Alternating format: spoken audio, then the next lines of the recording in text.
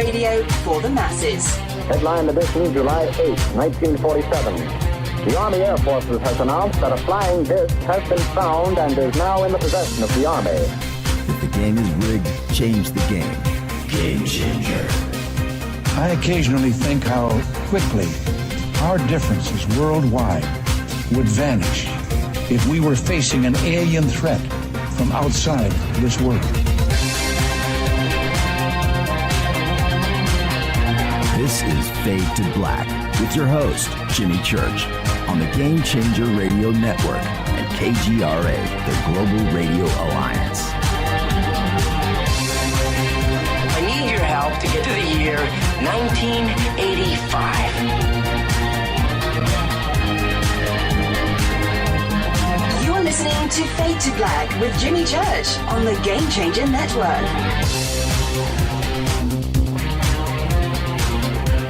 Good evening. Fade to Black. Bespoke radio.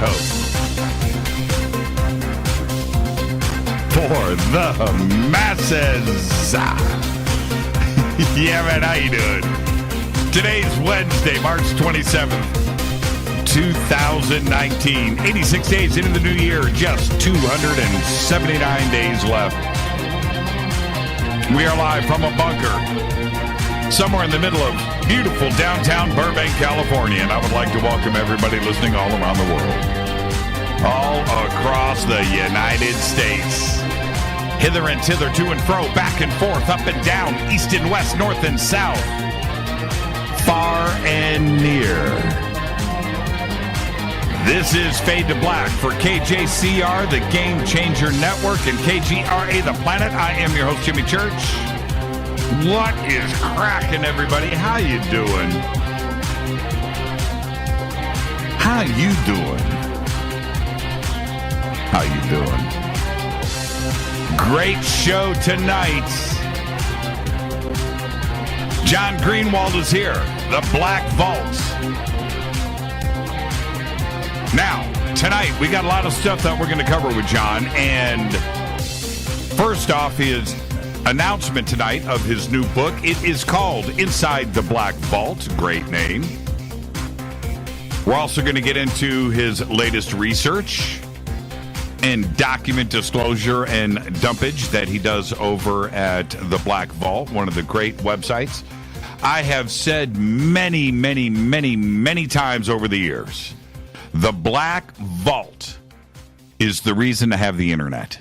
And I truly mean it. I'll never forget when I first discovered it, and I just thought, oh, man. You know, it was like Mission Impossible. I'm waiting for my computer to start catching on fire. There's no way that this could be allowed. The Black Vault. Great name, too, by the way, because it is just that. So we're going to go through everything tonight with John, and I love it when he's on the show. Somebody that I have held up in high regard and respected over the years, and it is such an honor to have him as a guest on this show for all of you. Okay, so let's enjoy the moment tonight. John Greenewald is here. Tomorrow night is Fader night. It is Thursday. Open lines all night long. Now, I do forget that I've got this camera on me. I mean, I've chosen to, the only way I can deal with it is to ignore it. You know, I have it here for all of you, and I get that. This is a radio show. And I forget that it's here. And you guys are so quick on the screen grabs of what's going on in that video camera, catching me on the phone as the, don't you want to know who I was talking to? That's the thing, right? I'm on the phone as the show starts. Who am I talking to? That's the question. It's a great shot, though. I love it. I love it. Let me, you know what? Follow me on Twitter at JChurchRadio. Just get that out of the way. Follow me on Twitter at JChurchRadio. But that is a classic shot right there. So, and I'm not so sure who it, both Kevin and Rajan got the same screen grab. I'm gonna, you know what, Kevin, you always get the retweet. I'm gonna go with Rajan because he was first. It looks like he beat you tonight to the punch. So I'm going to retweet that right now. It's classic. There you go. All right, big show tonight. Big show. You know, I'm gonna go back. I want to just share a memory with everybody. And it was the first time that I met John. Hold on, let me think about this. I almost said the wrong thing. I don't remember when I met John.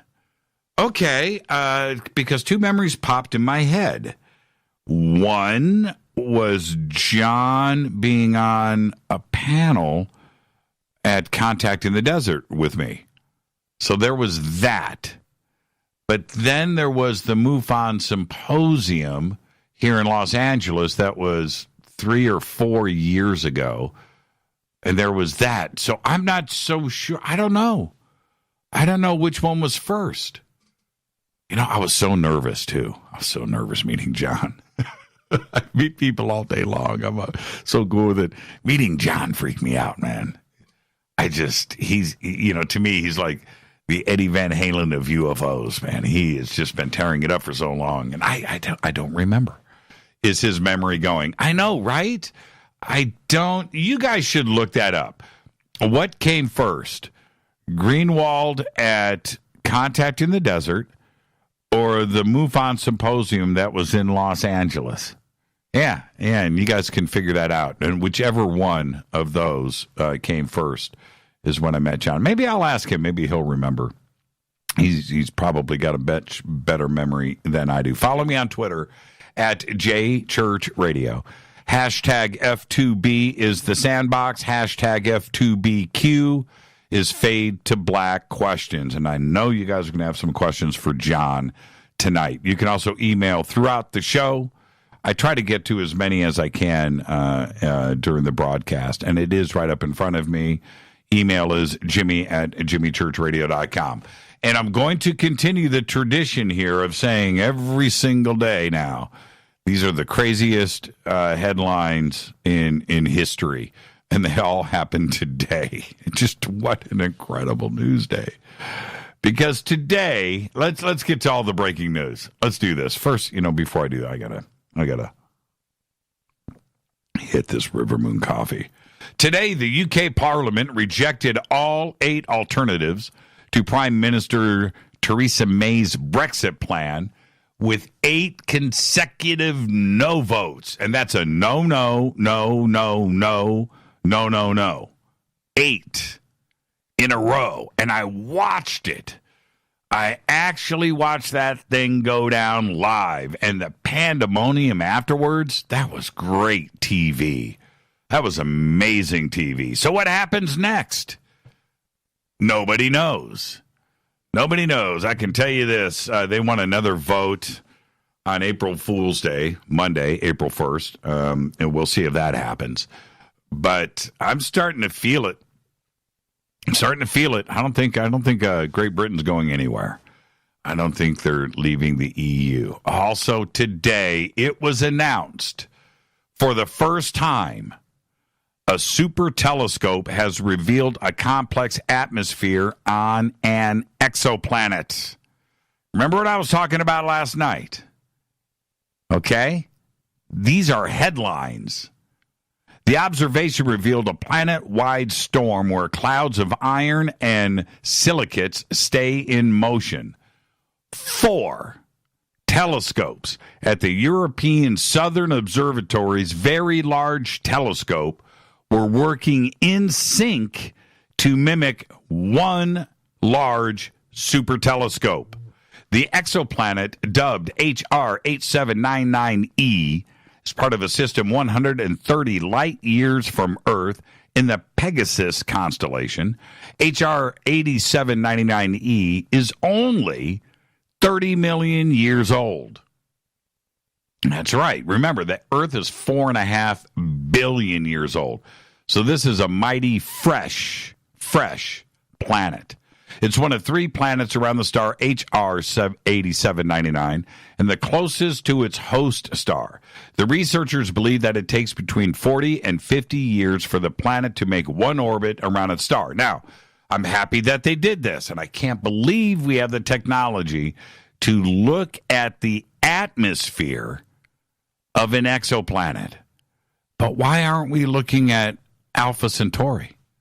We got exoplanets right there, 4 light years away, 4.5 light years from Earth. And if we can do that 130 light years away, what would we see at Alpha Centauri, right? Proxima b. I'm just saying, that's just me. But we've got to turn those telescopes in that direction. Also announced today, Boeing unveiled an overhaul today to a software system and the pilot training of its 737 MAX 8 plane.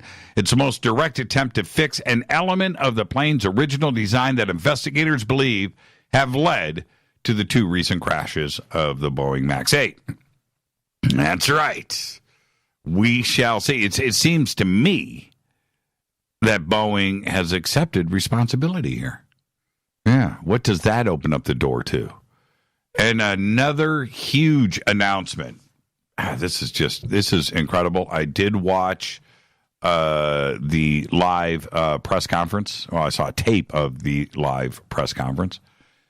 New Zealand Prime Minister Jacinda Ardern said that all military-style semi-automatic weapons in the country, all assault rifles, all high-capacity magazines, all modifications to said guns, anything that makes anything semi-automatic, automatic, or almost automatic will be banned from the country in totality. All of this following the mass shootings at the 2 mosques in Christchurch.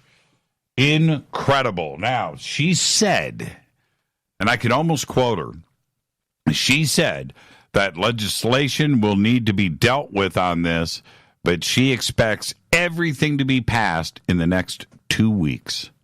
That's it. And the list that she gave of everything that was banned was unbelievable. Everything. Crazy. Now, another huge announcement today. Rachel Maddow. Okay? Rachel, glasses. Her nightly news show has slipped from number 1 in cable news to number 6. That's right. All this happened since Special Counsel Robert Mueller turned in his report last Friday, hemorrhaging 500,000 viewers in less than the space of a week. Rachel. Unbelievable. Everybody at her network, MSNBC, nothing's going on, nothing to see here, everything is fine. And you know what the response was to the death spiral in viewers? We got the 2020 elections coming up. There's going to be plenty of stuff to feed on. We're going to be just fine. That was the response. Absolutely incredible. You got to be careful and not saying anything directly directed at Rachel. I'm saying this to everybody out there. We've seen a lot of talking heads and show hosts and stuff that have taken, you walk that very thin line. And you go out there and you take the chances and you roll the dice and you sensationalize. You've got to be careful. You've got to be really, really careful, especially when you're dealing with those kind of numbers. But that's it, in less than a space of a week, and we'll see if she'll start to recover. That's what's interesting. Now, also, right before the show, huge breaking news. A federal jury has now awarded $80 million to a California man after determining that Monsanto's popular weed killer Roundup was a substantial factor in causing his cancer and that the corporation is liable. That was just released. Now, right before the show, I forgot to mention this because it broke on over the weekend last week after the show, so I didn't get a chance to get to it. But L.A. County, Los Angeles County, has banned Roundup. That's right. And when you think about nobody, I don't care who you are in Southern California, nobody here does yard work, right? We have gardeners, and they are everywhere. Every single day, every morning, the army of trucks heads out, and it's cool. It's great. It's awesome. It's great business for the landscapers out there, and we don't do yard work. But there's a lot of Roundup that was being sprayed here, and it is now banned in Los Angeles County. I can't speak for the rest of the state, but L.A., which never is first in anything, was the first to step up and ban Roundup here in California. All right, let's get this show cracking. Don't forget to download the Surfer Music Streaming app. That's SURFR. SURFR. You can go straight to SURFR.FM. You can download it there. You can click on the Surfer banners at jimmychurchradio.com. It'll take you straight there. All you got to do is click on download and get listening to your favorite music. And I say this, you know that I love my music. It's obvious how much I love my music. I broke out the Strat today. Not the Strat, a Strat, but this Strat. And was playing, I was actually playing All Night Long by Rainbow. I love my music. Go and get the Surfer Music Streaming app, surfer.fm. It's easy, it's fun, totally secure, no private information, nothing like that. All you do is download it and click play. It's that simple. Surfer, SURFR.FM. Our next event is coming up. It is Contact in the Desert, May 31st through June 3rd in Indian Wells, Palm Springs, California. And it's at the Renaissance Indian Wells Resort and Spa. Tickets and info are over at contactinthedesert.com. We do have 3 events that we're doing. Of course, we have our booth, and I'll be hanging out with everybody all weekend. We'll undoubtedly have another sensational Fate or Not party off-site somewhere at a secret location. So we're going to be doing that. Friday night, we're going to broadcast live in front of a studio audience like we do every year. You don't want to miss that. Saturday night, I am hosting the awards dinner, and you've got to get separate tickets to that. It's going to sell out here soon. So you want to get your tickets to the awards dinner. I want all Fate or Nots there. And that is Saturday night. And then, of course, Sunday night, like I do every year, I'll be hosting the closing night panel and ceremonies. Okay? Contactinthedesert.com. And then it's our 2019 Soul Tech Conference, Soul Tech 2.0. And it's over the July 4th weekend at the Sunrise Ranch in Loveland, Colorado. You can sign up for tickets and info at SoulTechGathering.com. And we've got a Soul Tech Gathering official Facebook page. Okay, head over to my Facebook page. It's right there. You can look it up, too, as well. Soul Tech Gathering official on Facebook. Click on that and get signed up, okay? The Soul Tech Gathering Facebook page is private. That's right. It's for attendees. Yeah, it's for people that want to ask questions about Soul Tech. So head over, check it out. We got lots of really cool stuff posted over there already at Soul Tech Gathering Official on Facebook. All right. Don't forget to subscribe to our podcast. It's just $2 per month. We have over 1,000 shows right there archived for you. And you can also become a Fate or Not. Everything helps support this show. Everything helps support this show. So become a Fate or Not in our membership section on the site and do whatever you want to do. You get that private email to me, and I respond to them all. Ask anybody that writes me on that email. They get a reply. Pretty much. They get a reply. Yeah, so you get that, and you get commercial-free downloadable MP3 files, totally commercial-free, optimized audio. It's really, really cool. So everything is right there in our membership section on the site, including autographed shirts and hats. Let's get this show cracking. Happy birthday to today. Quentin Tarantino is the double nickel. Yep. Quentin Tarantino is 55 years old today. He's got a new film coming out. It's called Once Upon a Time in Hollywood.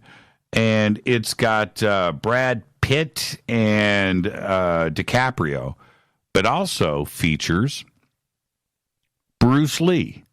Yeah. It's coming out in May. I cannot wait for that Once Upon a Time in Hollywood. Also today, Fergie is 43 years old. And Nathan Fillion. You remember Nathan? Today he's 47. Starred in the TV series Firefly that was canceled and shouldn't have been. We all know that now. And then after a fan-supported drive, they didn't get the series rebooted, but they did get a movie made, and it's called Serenity. It's amazing, too, as well. Serenity, the movie, I don't know I don't know. I don't know which one's better. Which one's better, the series Firefly or the movie, Serenity about Firefly? I don't know. I like them both. That's a coin toss. What do you have to say? Tell me in Twitter right now. What's better, Serenity or Firefly? Nathan Fillion today is 47. All right. On this day in history, 1990. You got to love the CIA, man. 1990. TV Marty begins broadcasting into Cuba. That's right. Probably from a freighter offshore, maybe from Florida. And it was another failed attempt to undermine the regime of Cuban leader Fidel Castro by the United States. And the first day's broadcast on TV Marty, that programming included the World Series, right? Baseball, music videos, and replays of Kate and Allie, the sitcom. And there you go, OTD on this day in history. Fate or fact? Check this out. Now, this is vetted. This is vetted. You got to listen to this. 14-year-old Garrett Blank, that's his name, Garrett Blank, survived a direct hit by a meteorite as it moved to Earth at more than 30,000 miles per hour. He was on his way to school when the pea-sized ball of light bounced off of him, leaving a foot-wide crater in the ground and a 3-inch scar on his hand. And that is your fate or fact. He got lucky. Hit his hand. Unbelievable. Tonight, John Greenewald is here. We're going to announce his new book. It's called Inside the Black Vault, and we're going to talk about all of his latest research. Coming on the heels of what happened yesterday when our Vice President, Mike Pence, announced that the United States is going back to the moon and plans to land astronauts within the next 5 years. The nation has been shooting for a 2028 lunar touchdown, but according to Pence, that is just not good enough. And he said this during the 5th meeting of the National Space Council, the NSC, which he chairs, by the way. And he said, hey, we're better than that. So it is now the official policy of the United States to return astronauts to the surface of the moon by 2024.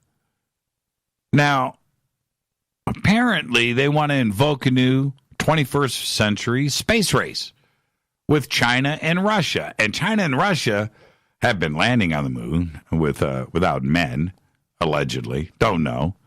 But we've got a bona fide space race in front of us, and it reminds me of the 1960s, and it's kind of exciting because nobody has set foot on the moon, allegedly, since NASA's Apollo 17 mission, and that was in December of 1972. I want to remind everybody, I don't have to, this is 2019. Now, the United States is now committed to stay. According to Pence, He's saying that everything involves establishing a permanent base on the lunar surface and developing the technologies to take American astronauts to Mars and beyond, end quote. That base will likely be built near the moon's south pole. That's right, because there's water and lots of it. That's right, in all of those shadowed craters. The NSC, which helps steer this and streamline the nation's space policy, will recommend today that NASA's next crewed surface mission target that region. The vice president acknowledged that the aggressiveness of the 2024 timeline, but he stressed that it is totally achievable, citing how we pulled it off with Apollo 11 in 1969, after announcing 12 years before the dawn of the space age. So what's really going on here? Are we actually... Now, I need everybody to think about the enormity of what was announced yesterday, combined with everything else that I announced to you every single day.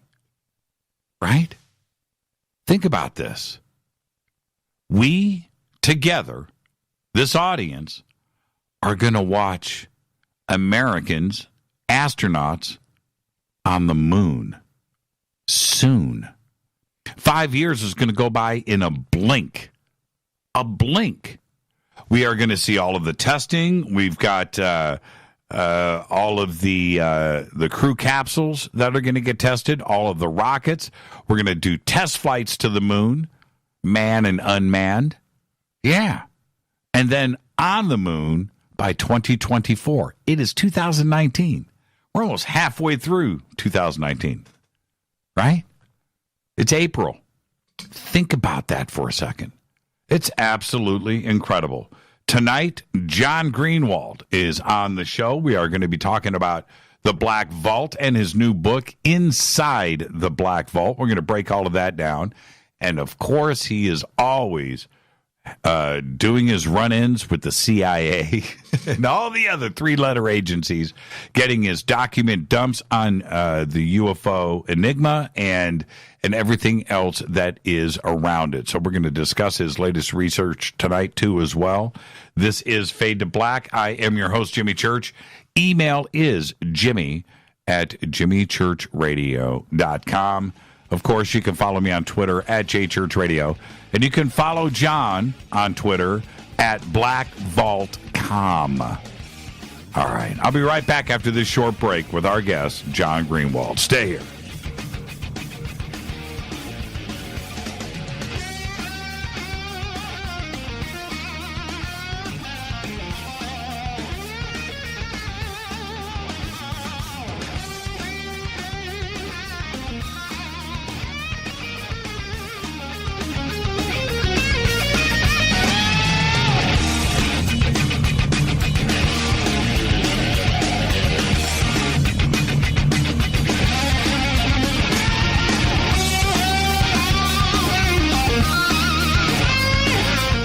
This is Nicole Church, daughter of you-know-who, and you're listening to Fade to Black on JimmyChurchRadio.com and the Game Changer Network. You're listening to Jimmy Church, Fade to Black. Fade to Black will now pause for alien identification. The station that talks the net. KGRA Radio.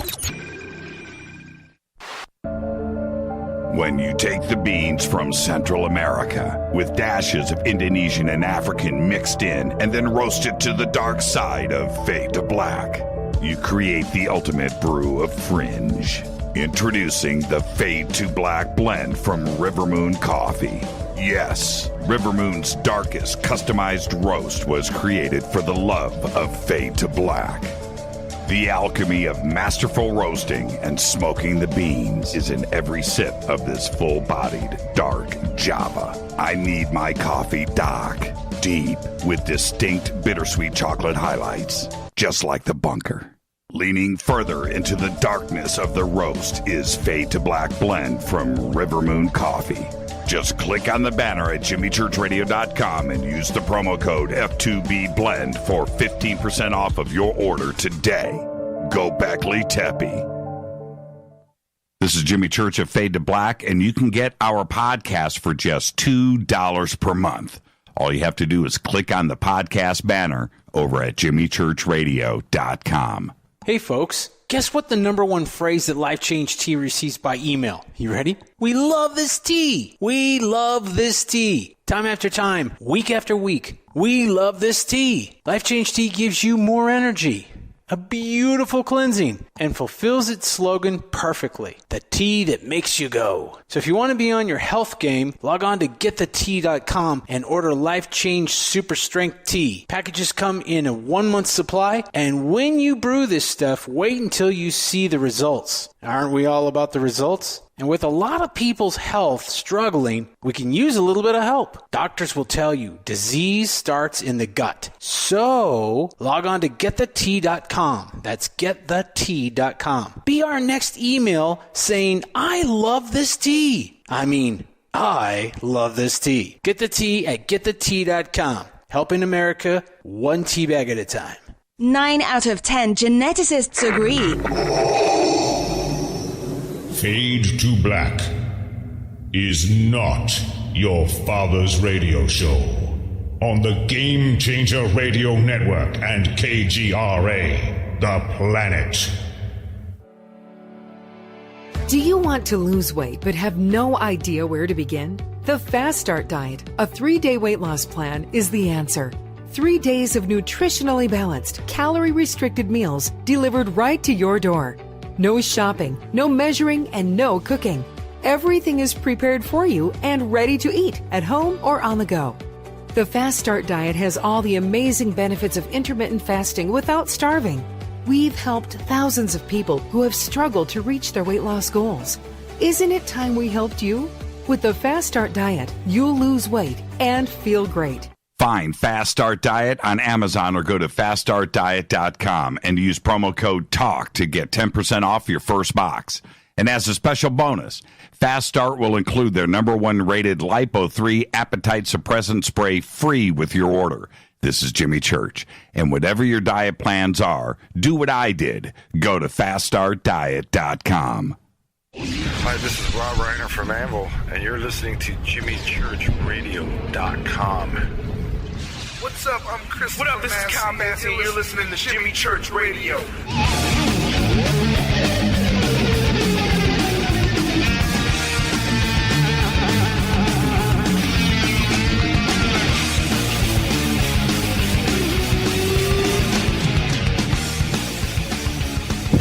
All right, welcome back. Fade to Black. I'm your host, Jimmy Church.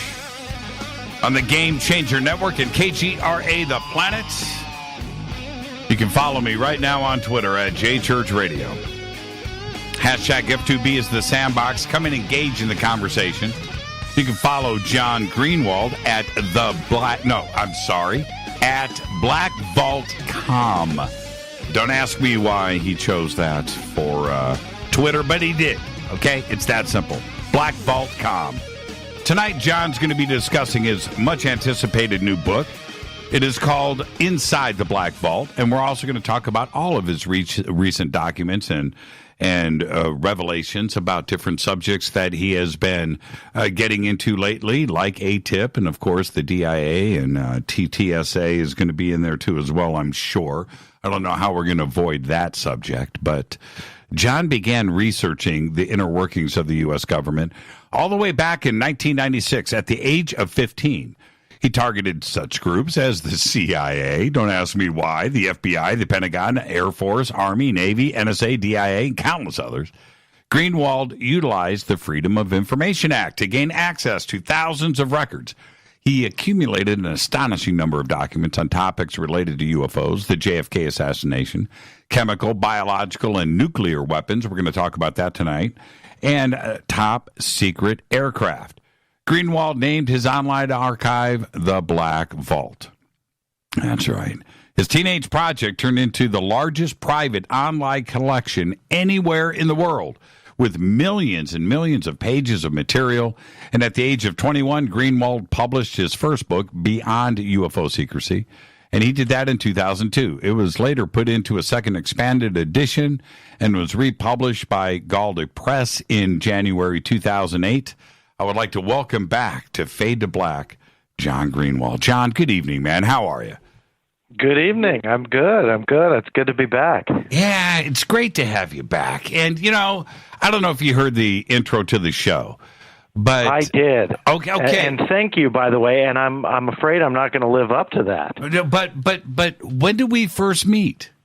All right, I have an answer for you because I looked it up because I didn't know I'm getting old too. Okay, all right, fair enough. So in person, we knew each other before, but the first in-person meet, and I don't know when we first met prior to this, but in 2015, the MUFON Symposium. 2016 was Contact in the Desert. Okay, all right.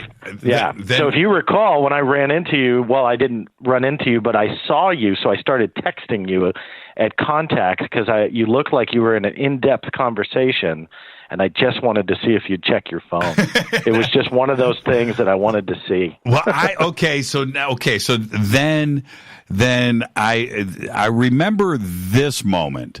You were at the bar by yourself, and I walked up to you. Hey, no, don't say that to everybody. That makes me sound like a real bad, lonely guy. And you know, because you were working, and so apparently in between introducing people, you go down to the bar and have a drink, and I think that's what you were doing. And I walked I walked up to you and said, "Hey, John, can I buy you a drink?" And you and I stood at the bar for, I don't know, probably 15 minutes, half hour or so. And that was the first thing. But I was so nervous, man. I remember that. I was just like, it's John Greenewald. He's right there. And well, I appreciate that. Yeah, it's really true. So, and the reason for that is this, is I, along with so many others, John, have spent countless days combing through the Black Vault. And I used to just anticipate me getting home when I could jump on the computer and get over to the Black Vault, because you were posting stuff and it was constant and it was new. Every time you posted something that was fresh, it was there. And I didn't know your age, and I didn't find that out till much later. That might have freaked me out a little bit, but I spent so much time there, and there were two websites back then. It was the Black Vault and UFO Mind. The one that was done out of Las Vegas. Oh yeah, that's going back a way. That wasn't my site, but yeah, that was definitely a pretty big website back in the day. Wow, I forgot about that. That's one. Right. Which is now kind of defunct and no longer around, I don't think. No, or at least maybe archived version. Yeah, there's archived versions of it. But that was it was the Black Vault and UFO Mind. Those were my resources back then. And I've said it so many times, the Black Vault, especially when it kicked off, was the reason to get the internet. It was such an amazing resource for everybody. Did you understand back then at your age the impact that the Black Vault had on this community and how many people were there? No, to be blatantly honest with you. I mean, I when I started it at 15, I couldn't even afford a scanner, to get the documents into an image form. Right. And to be honest with you, it was 1996. So HTML was, not to be geeky, but it was very much in its somewhat infant stages. PDFs were not even that common, at the time. And so I was literally typing them in by hand, and I didn't know if anybody was reading it. And I got a private donation to buy a scanner. So I knew at least one person was paying attention, because this gentleman came out of nowhere, and he really deserves a thanks. He didn't want any credit or anything. But he came out of the blue and just said, "Hey, I've been watching you since you started, and I was only around for a few months, and I was 15 years old, and he believed in me, and he gave me money to buy a scanner." and that was it. I mean, I just kind of went from there, and I mean, I think I zonked out on typing in by hand at about 300 pages, right? And that's what I had online. And now I'm over 2 million pages scanned. You know, I don't type them anymore. But it has changed a lot. And to go back to your question and answer it, I had no idea, and I still kind of have no idea. I mean, I see numbers and stuff, and kind of scratch my head, going, "Do people care? You know, do they really want this stuff?" But right now, I mean, the site serves about 15 to 20,000 people a day, if not more, and so obviously people are paying attention, and they want the raw stuff, they want the documents, they want the evidence that they can hold and feel and so on. So, you know, my insecurity comes around a little bit and goes, no one really cares. And then I look at the numbers and I go, wow, a lot of people care. So it's a good feeling to see those numbers. Is there a difference between what an adult would do? You know, an adult uses, caution and reason when they make decisions, as opposed to a 15-year-old that's going and poking a red hot stick in the eye of the bear. When you talk about these different agencies where you're instigating things, would you do the same thing today? Would you go and be on the CIA's hit list? You know, the FBI. But you know what I mean. I would absolutely do. If you're asking if I do it all over again, absolutely. Would I recommend anyone else to do it? You know, it's. I told myself when I was really young, don't get paranoid, don't get spooked, and just know that you're doing something that is my legal right. Because there's a lot of people that get ultra paranoid, and I never wanted to fall down that route, and I feel strongly, and after 22 years, I haven't. But caution and concern for that when I was 15 is a lot different now than, I'm a lot older, and with kids now, 2 kids. I have a 5-year-old and now a 5-month-old daughter. And so my son and my daughter, what I tell them and recommend at age 15 to start hammering the government for secrets? Probably not, even though it's legal and even though it's fine. There's a line there when you're 15 and doing it versus when you're a dad and telling a 15-year-old to do it. So right. I think when I started, I didn't have concern. I didn't have caution. I just went full bore, horns out. Let's see what we can find out and let's go for it. And I didn't really worry about a thing. What do you do about, it's one thing to get documents directly from the government through the Freedom of Information Act. At that point, it's guaranteed to, virtually guaranteed to be legit, right? It's gone through at least a vetting process and an archive and assigned a number, as opposed to somebody sending you stuff, right? What do you do with that, and how do you vet the stuff that must come into you on a daily basis from an unverified or unvetted source? Yeah, it's hard. People come and approach this topic from different angles. My angle has always been the official government documents, and I've always said something that confuses some people, but I mean it wholeheartedly, and that the documents don't lie. Now, the content therein could absolutely be a lie. But what I mean by that is when I say something, when I come forward with either an opinion or an interpretation, it's backed by what the U.S. government gave me. And so there's evidence to hold and to get yourself and to verify what I'm saying. Now, therein, whether it be a document or a report or a letter, obviously they could be lying to me, and I've proven them in lies. I mean, that's what the new book, Inside the Black Vault, is all about, where I just dive into the UFO phenomenon and try and show what the government has given me, what they've said. Does it contradict? Does it coincide? And just kind of outline the official word. But other people like the whistleblower angle. And that for me muddies the water in the sense that you might have a couple very honest, sincere, and truthful whistleblowers that have a story to tell. The problem is they're like 2% maybe at best of the grander picture. Because I can tell you in 22 years, I've either been contacted by people, gotten letters, emails, physical snail mail, or have seen other researchers get contacted by the same, of people with these wild, outlandish stories. And how can you verify it? And for me, the way I approach it, which I'm not saying is right or wrong, it's just the way I approach it, is that I need to have something else to verify that.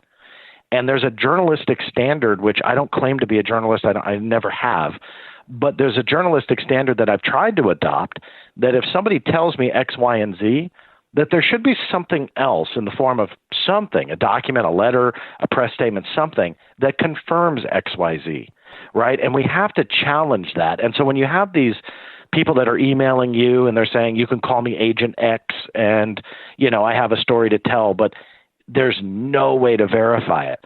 For me, the way I approach the topic, I got to put it aside. Do I take it seriously? Of course. Am I interested? Of course.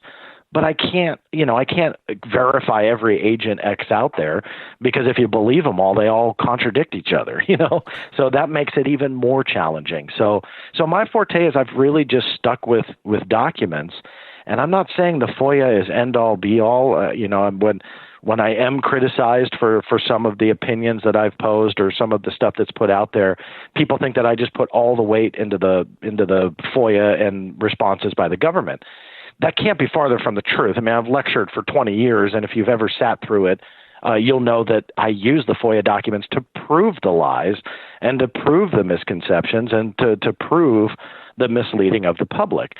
So I'm not really sure where that criticism comes from, but often if I don't come out with something that somebody believes, then they have to attack, and that's usually what they go to. And that's obviously, not how I feel, and that's what really the book is about, is to go into those details. So I, as an investigator, I separate the two.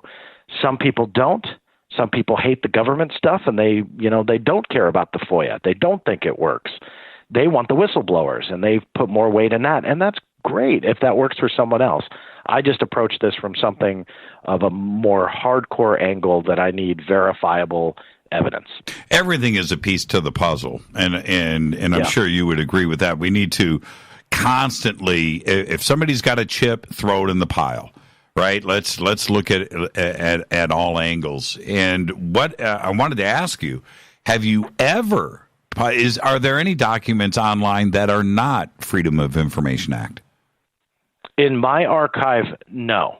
Now, I do have a separate archive with case files where people were sending me UFO reports and other type of experiences that they've had. And so I created a whole nother database, and now there's thousands of cases in that. So those aren't FOIA material. But when it comes to the archive, when it comes to the documents, all of that I obtained myself. Very few exceptions are people I 150% trust. And they are either thanked for the material, because I love to give credit where credit is due, and there are some that have wanted to remain anonymous, but the documents are obtained through the Freedom of Information Act to them.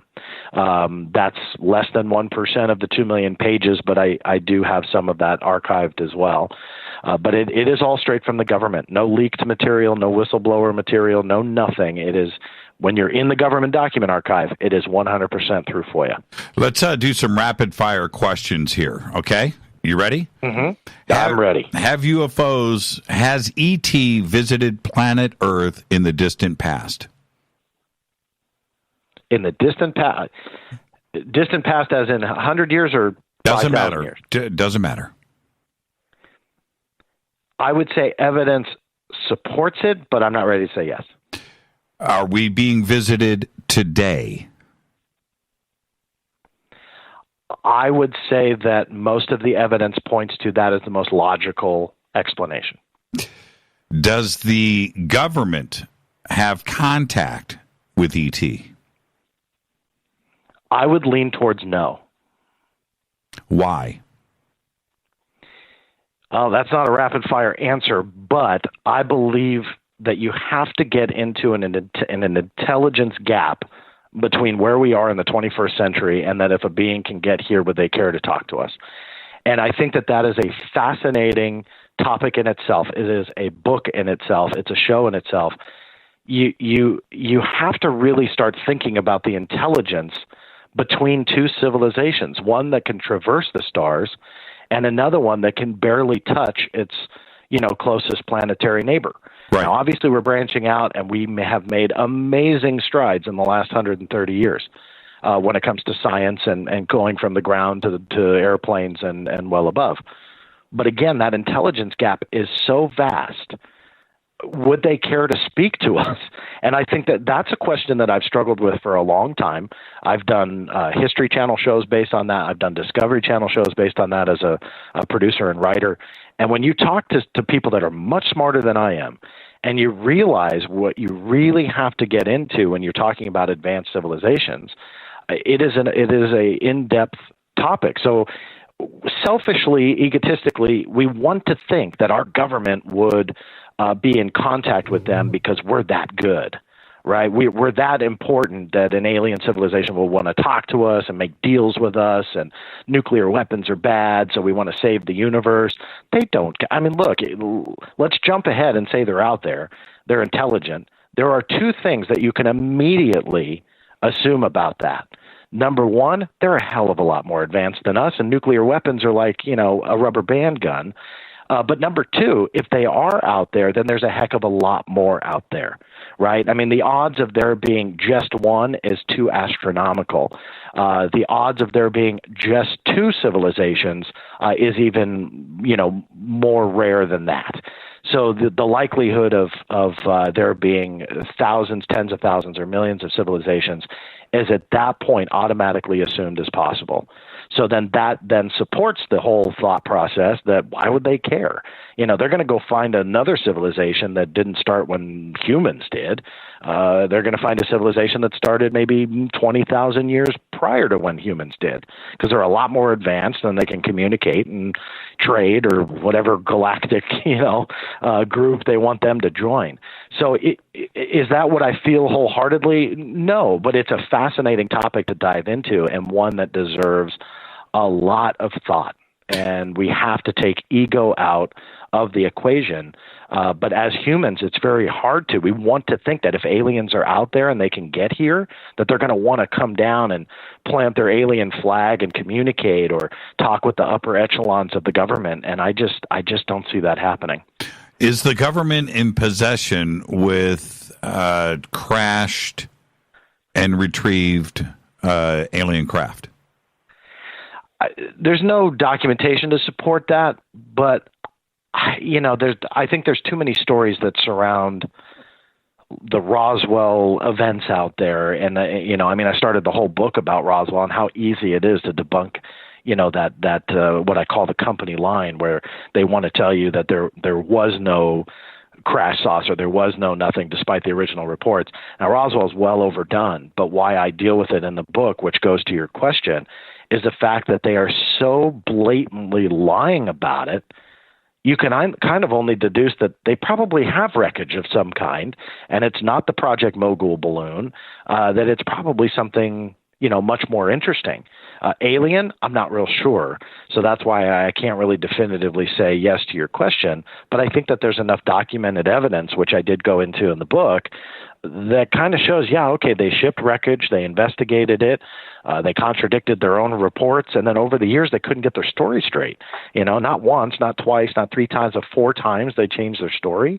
And even what I did was in the book is I deal with the 4th explanation, and then I completely destroy it using their own documents.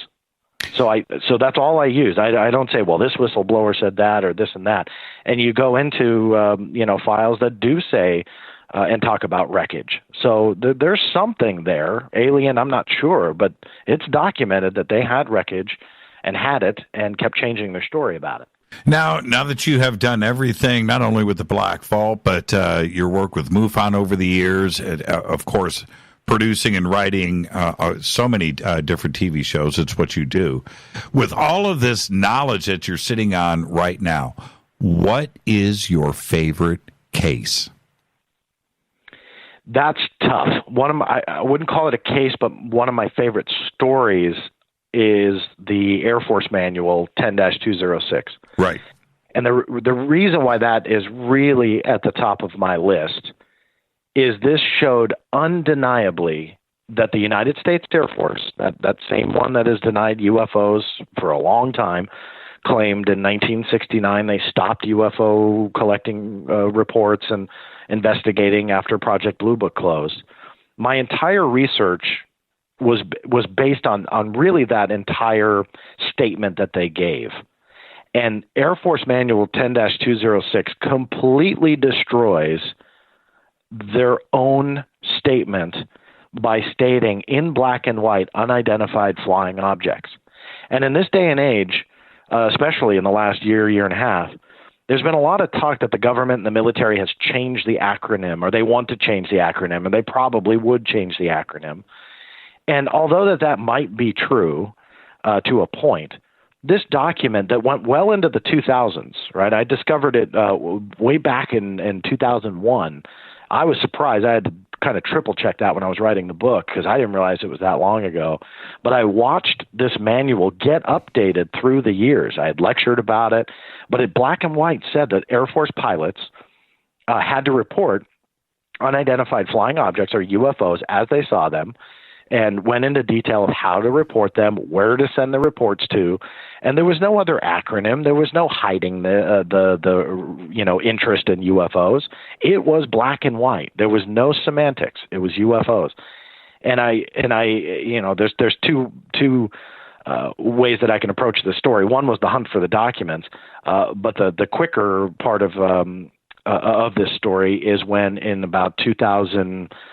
I forget exactly what year, but the Huffington Post had contacted me, and Lee Spiegel, who was working for Huffington Post at the time, wanted the top 5 documents that I got. So I gave him the top 5, one of which was this Air Force manual, and it was on the books. And I showed him how to download it from the United States Air Force's website. So even though I had discovered it in early 2000s, as the years progressed and the document was updated, people could go download it themselves. Talk about hiding in plain sight. Right.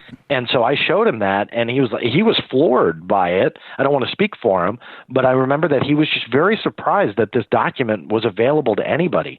Of course, I had it on the blackvault.com, but I'm talking about a .mil, a military server, and this thing was active, and he downloaded it. And to summarize the story, when he was doing his article, he reached out to the Pentagon like any good investigative journalist would do, sought comment, no calls back. And within about 48 or 72 hours after his original phone call about Air Force Manual 10-206, he had called me and went back to the Air Force's website to download this thing and fact check and just kind of finish his story. And the Chapter 5 that outlined UFOs and the types of reports was gone. It was just completely omitted from what he had already downloaded just days prior. And I didn't believe it, and I went on, and sure enough, they rewrote the thing. Since his phone call and, just days after it, he rewrites, the Air Force rewrites the manual, omits Chapter 5. It now pertains to hurricanes, and then republished Air Force Manual 10-206. You can't get a more blatant cover-up than that on your interest in UFOs. I mean, a national media outlet was about to profile it, and then they just poof, Now, who delete it all. Who do we blame here? Do we blame Lee or you? That's the question. Our guest. Yeah. Well, if you're asking me, because Lee's not here, let's blame Lee. Let's blame Lee. No, we got to take a break right here, John. We got to take a break. Yeah, no problem. Yeah, let's do that. Our guest tonight is John Greenewald. Don't worry, everybody. We'll pick up this conversation where we're leaving off right now. This is Fade to Black. Our guest tonight, John Greenewald. The book is called Inside the Black Vault. I'll be right back after this short break. Stay with us.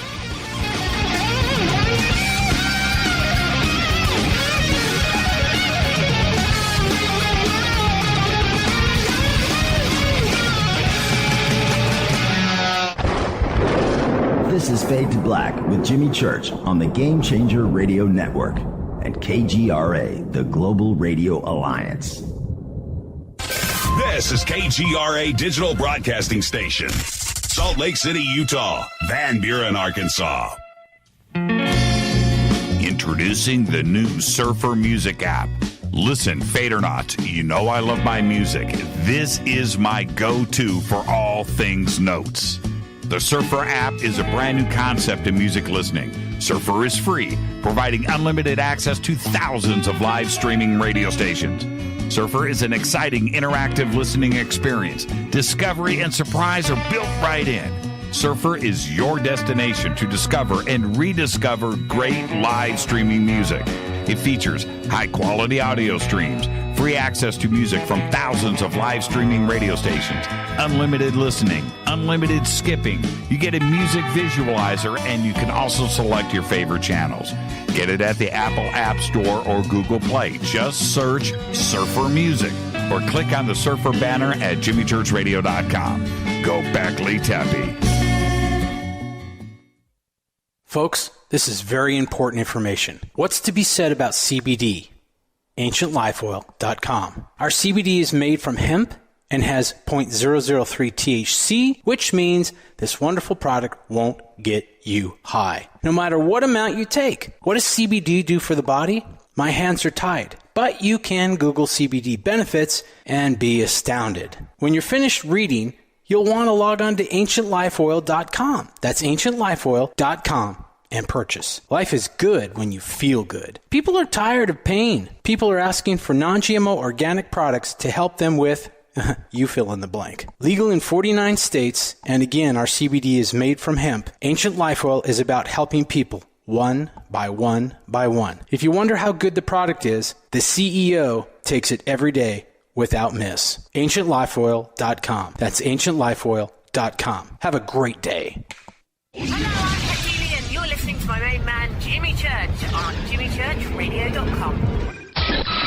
Hi, this is Ray Hobbs here, repping the planet, and you're listening to my good friend, Jimmy Church, Fade to Black, on the Game Changer Network and the KGRA Digital Broadcast Station. This is Toby Kebbell. You're listening to JimmyChurchRadio.com. Don't hurt me, Jimmy. I'm only little. Hey, I'm Adrian Grenier. And this is Ari Gold. We're the Honey Brothers. Yes. We're of the Honey Brothers. Hey, I'm Adrian Grenier. And I'm Ari Gold. We're the Honey Brothers. And you're listening to Jimmy Church. The Revolution. Reclaim your active lifestyle with Angioprim. Angioprim is the original liquid oral chelation supplement. Chelation helps remove toxins, heavy metals, and cholesterol in your veins and arteries that can cause blockages. Scientific research proves the active ingredient in Angioprim has superior oral chelation action that helps promote cardiovascular health. Find out more. Go to angioprim.com. Talk to a trained consultant by calling Angioprim toll-free 877-882-7221. This is Jimmy Church of Fade to Black, and you can become an official Fadernaut by just going to our membership section at jimmychurchradio.com. Hey, it's Grace. Can we talk about something serious for a minute? Your age. Getting old has its perks. But remember, being a few years younger, you know, your hair was thicker, you didn't have so many wrinkles, that extra weight wasn't haunting you, and you just felt better. Well, we can't turn back the clocks and go back 10 or 15 years, but you can start feeling and looking 10 or 15 years younger with Nature's Youth RSF. It's a doctor-formulated daily supplement that helps your body maintain its peak performance and fight the aging process. Imagine sleeping better, looking better, and feeling better. See how Nature's Youth RSF has helped thousands of people just like you at nature'syouth.com. nature'syouth.com. Imagine how it will feel when your family and friends are asking you what you did to look so good. Your secret will be Nature's Youth RSF. It's time to start looking better and feeling better. Learn more and order your Nature's Youth RSF at nature'syouth.com. That's nature'syouth.com. That's nature'syouth.com. Hello, this is Serena Wright Taylor from Conscious Life Expo, and you're listening to Fade to Black with Jimmy Church, who holds the Lucky Pony record for the best astrological chart since 1963. True story. This is Micah Hanks of the Gralien Report, and you're listening to Jimmy Church on Fade to Black, across the globe on the Game Changer Radio Network and the one and only KGRA Radio, The Planet.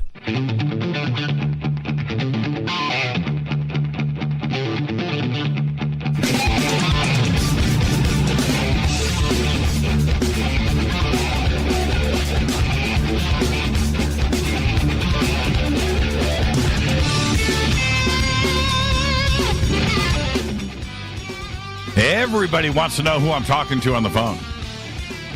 I'm getting texts. I can't even see if I flash this to you. You guys will grab a screen grab, and then the next thing you know, secrets are revealed. I can't do that. The mystery's better. This is Fade to Black. I'm your host, Jimmy Church. Our guest tonight is John Greenewald, and we are discussing not only the Black Vault, but his new book. It is called Inside the Black Vault, and all you have to do is go to InsideTheBlackVault.com, and you can order the book right there, and I'm sure that there are links at the Black Vault in case you don't remember InsideTheBlackVault.com, and we'll get everything up on Twitter for everyone. Now, John, continuing this discussion, and which is, for me, when we're talking about the most fascinating case, and certainly that page change in the Air Force manual is a really big deal. But going back to the intro, or the first thing that you talk about in the book, which is Roswell. Your first image that you have up there is a teletype from the FBI, and not without going into the word-for-word part of this, but it's right there. Sure. You state that on July 8, 1947, the Federal Bureau of Investigation, the FBI, was apprised of the Roswell situation. In this memorandum, it is said that the debris resembled that of a balloon. However, Wright Field, present-day Wright-Patterson, of course, during the course of a phone call, did not buy that explanation. Is this the beginning of a method of operation, not only for the Air Force, but all of the agencies involved, on how to start dealing with not only the UFO question and the possibility of crash retrievals, but, of course, misleading and lying to the public? Is this setting the stage of how they would handle this for decades to come? I think so. I think whatever happened in Roswell, it caught them off guard. And I think that as the years progressed, if let's say that this was a top secret program that they had to cover up and give a cover story, maybe they'd let the alien thing go for a couple of years until they can finally come clean with it. I could buy that. But this happened in 1947. Here we are in 2019. The last explanation they give absolutely doesn't make sense. And documents like this, the teletype from the FBI, start to shed light that they internally had no idea what was going on, right? I mean, they wanted to pass off the weather balloon story, and then later, as the years progressed, the Project Mogul story.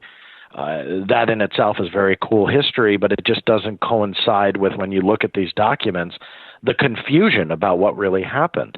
And in this teletype, it said, kind of the public story was a weather balloon, but Wright Field, which is now present-day Wright-Patterson Air Force Base, which later became the home of Project Blue Book, on where they were researching UFOs, it's also the home of what's called the Foreign Technology Division. So they were looking at technology that humans were doing around the world to try and figure things out, to try and understand it. And Wright Field, morphed through the years into that. So that was the place that they had shipped the wreckage. That's what this teletype confirms.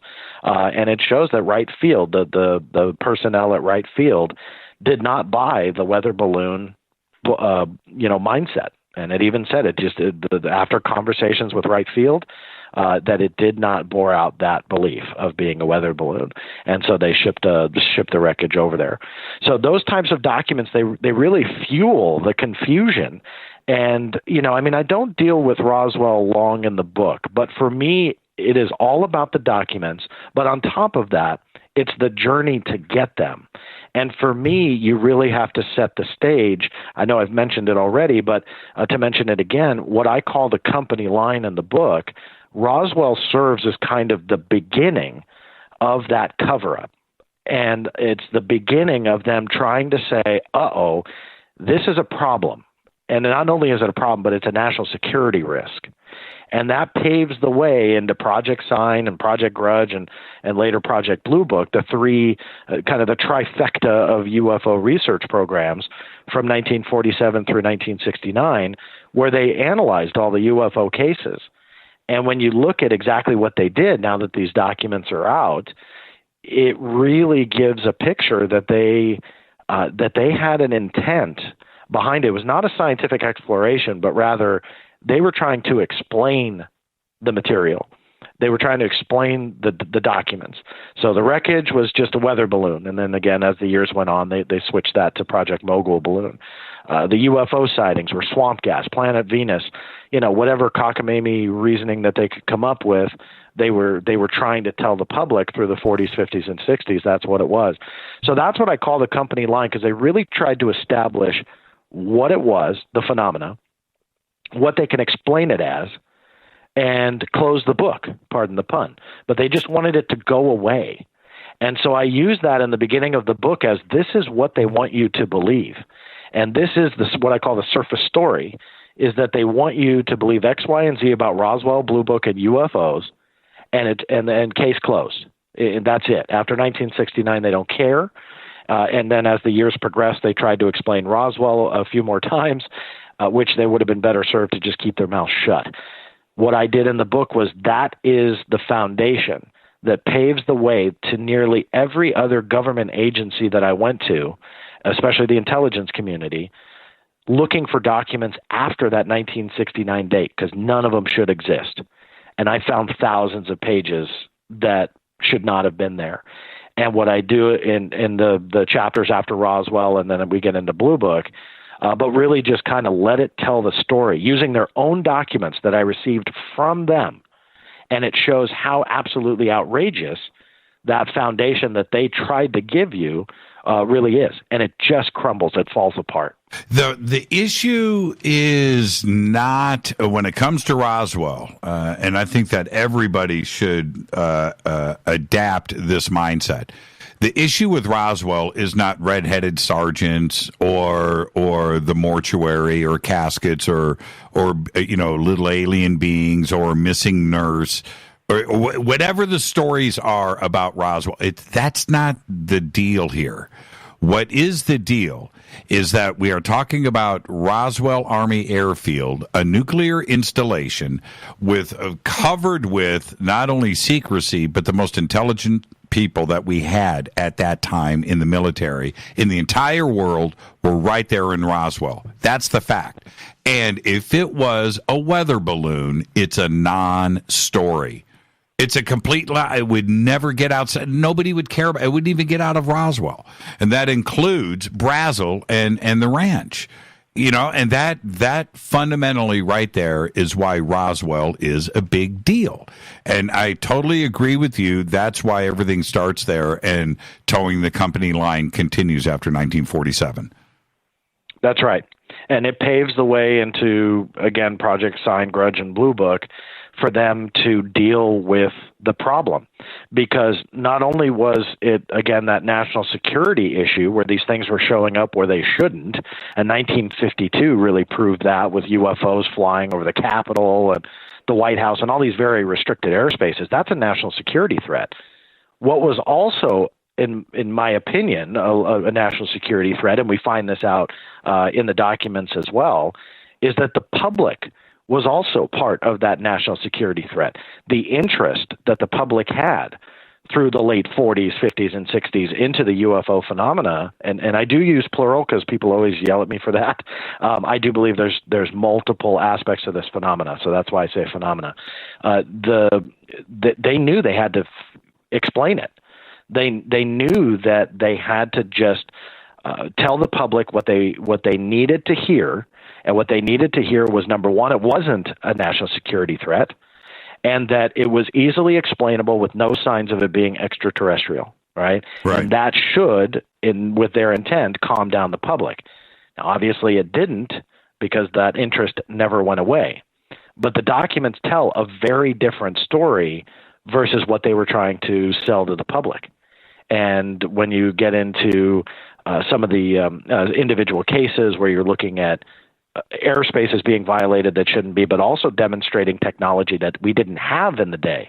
And I researched a lot of the technology that we had that was, into the Project Blue Book cases, and looked at the technology of what we had, that it was literally decades beyond where we were. And I'm not talking about a radar malfunction. I tried to focus on the ones that did have a visual observation in addition to radar where possible. I mean, that wasn't in every case. And so that's what I really tried to highlight, was where you have multiple, and that's why I go back to that journalistic standard of having multiple sources. When you can confirm something with an electronic device, but then on top of that, a human device. So now you've kind of solidified that there's something going on there. And then you cross-reference that with history, and you realize that whatever that object was, where you have multiple sources to confirm it, is leaps and bounds beyond where we are as humans at that time frame. That's pretty amazing in my book. So you can't dismiss that. And that's what Blue Book and the government as a whole, even years after, they have largely tried to dismiss. And when they tried to, I'll never forget this. And I'm so proud of the UFO community. They are so smart. And when I go and hang out and realize the amount of history that individuals know, you and I think we know a lot. There are people out there that are frighteningly smart when it comes to UFO history. And in 1997, when Roswell Case Closed came out, I remember I was sitting in a parking lot in Culver City, and I got it, right? And I was reading it, and I got to the crash dummy explanation. And I sat in my car, and I went, wait a minute. That happened, and I thought it was like 1950, right?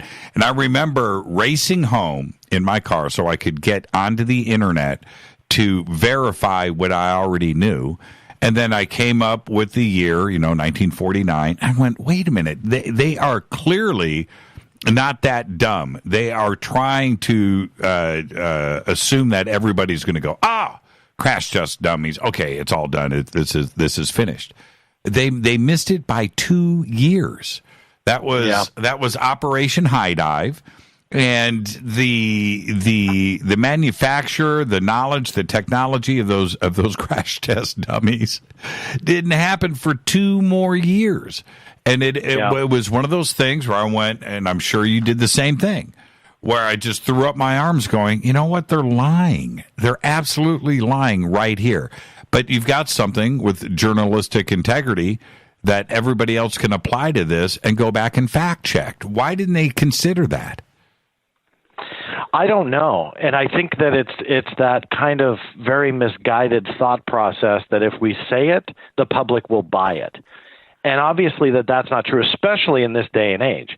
But I think that they have for decades, meaning the government and politicians are notorious, that if they say something, the public's not going to fact check it. They're just going to buy it and, swallow it, and that becomes gospel. And it's a very inquisitive group of people when it comes to the UFO community, and people push for answers. And that's what we all need to do. I think we've lost a little bit about with that in the last year or two, but I think overall people want to know the truth. And when you start putting historically inaccurate facts out there, when it comes to the Roswell report Case Closed, and that's what I went in. That's the specific explanation that I go into detail, where I took their bullet point list in their executive summary and just blew it away. Using, again, their own documents and documented history. But that's what we need to do. We need to challenge it and say, look, you guys are not giving accurate history here. And it's your own documents that disprove what you're trying to say. And I think that, to me, especially going back 20 years, back as a teenager when I was getting into this, realizing that there were such blatant missteps when they were trying to explain things, but then you look at the actual evidence that they were giving me themselves. That was fascinating to me, even as a teenager, and I realized then that I was hooked. I mean, here I am decades later, and I'm still going at it. But it's because it's so blatant. You don't have to really read between the lines because it's black and white. You don't need to use leaked information or something you found on the dark net. It is something that they will give you. And to me, it's shocking the level of blatant cover-up to some of these documents. And again, those blatant kind of missteps when they try to explain things. It's too clear for me to let it go. And that's why I've continued to kind of push forward and see what else there is to find. Don't they? Well, I'm sure that they realize, and I'm talking about the FBI and the CIA and the DIA and the Pentagon, that they realize the country's interest in the subject. We're not going to the FBI website to look at JFK or Jimmy Hoffa or Elvis. Their number one searched pages are UFOs.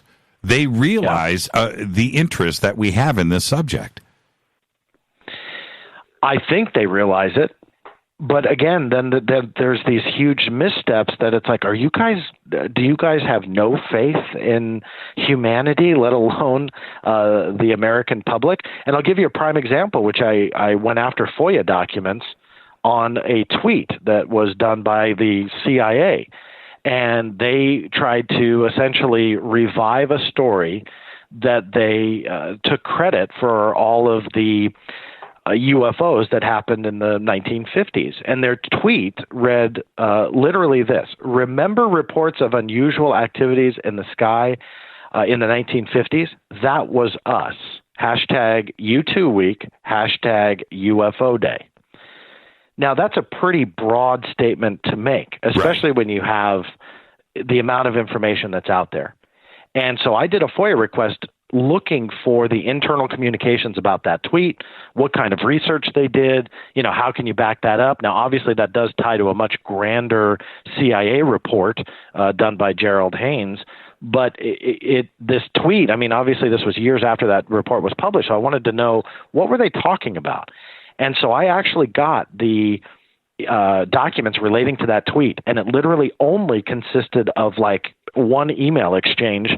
The names are blacked out, but literally from what I can deduce from the documents that the CIA gave me under FOIA is that one CIA employee says, hey, it's, I'm paraphrasing here because I don't want to bore you to death and read it, but it's U2 week. It's also UFO Day. They called it World UFO Day. And so he or she pitches a tweet, which is what I just read to you. Assuming he sent it to a superior, the response was simply, I love it, good to go. And that was it. That was the extent of that research of the tweet. They just tried to take credit for it. So what I did was, in addition to show those documents, actually research the U-2 and research when it flew. And you cut out half of the decade because it didn't fly until halfway through the 1950s. It was 1955. So now you're trying to take credit for an entire decade with a plane that, only started flying in 1955.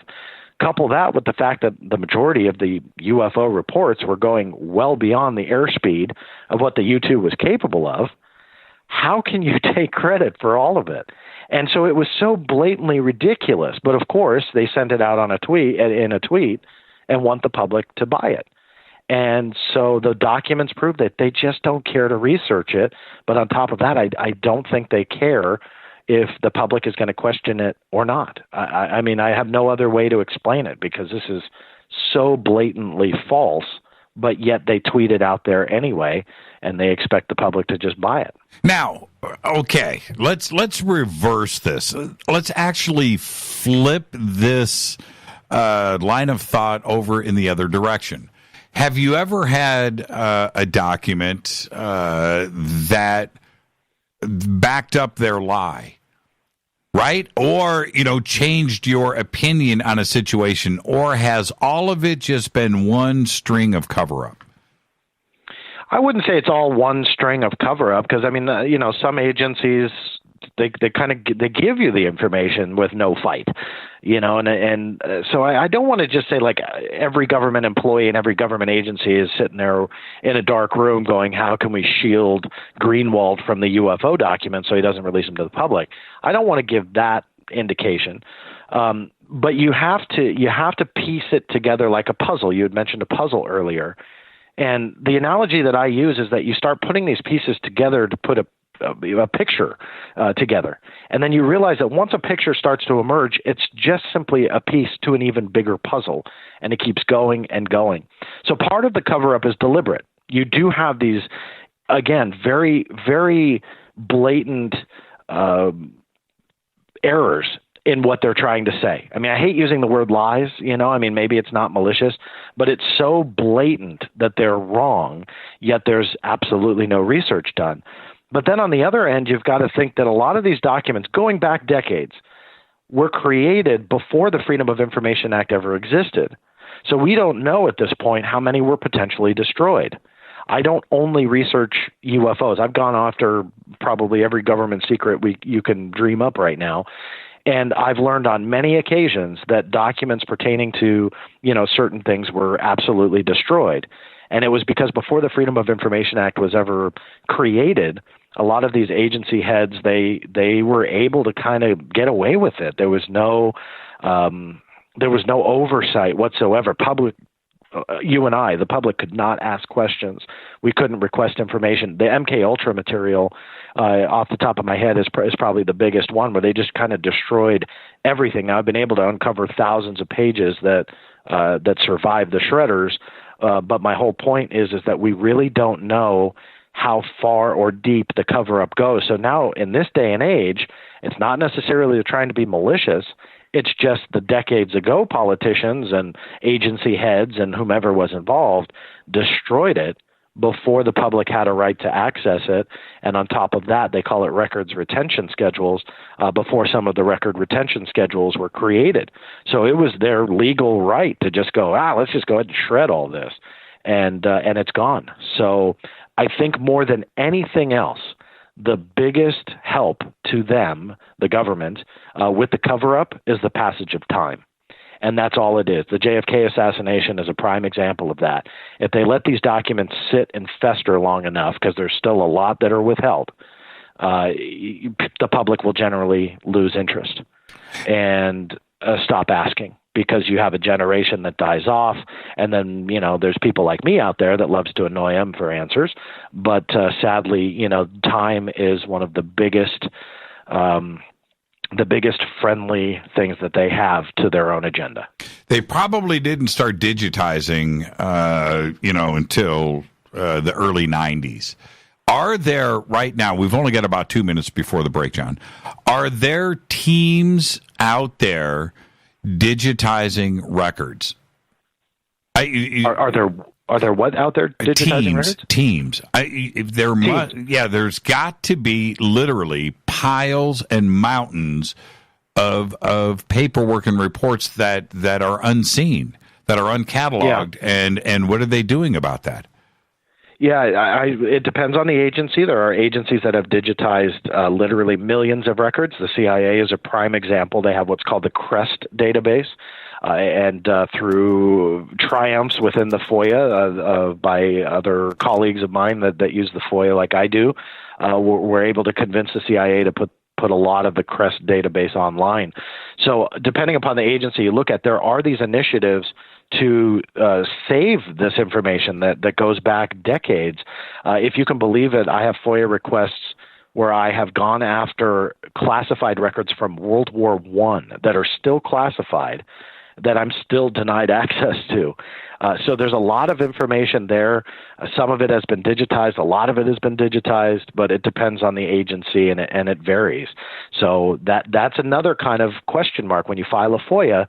How much can they really look for the documents? And that's a tough one to answer. Let's take a break right here. Our guest tonight is John Greenewald, The Black Vault. And when we come back, we'll continue our conversation about his new book. It is called Inside the Black Vault. I'm your host, Jimmy Church.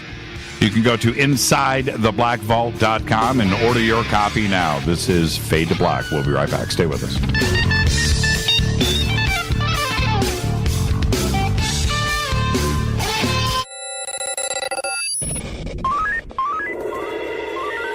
Way out here, we listen to Jimmy Church.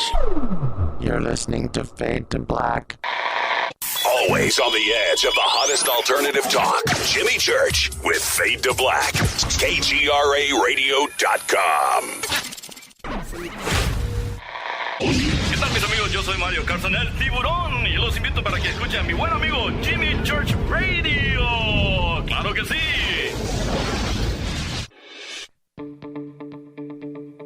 Hurry. hurricanes, earthquakes, wildfires. This year we've experienced more than our fair share.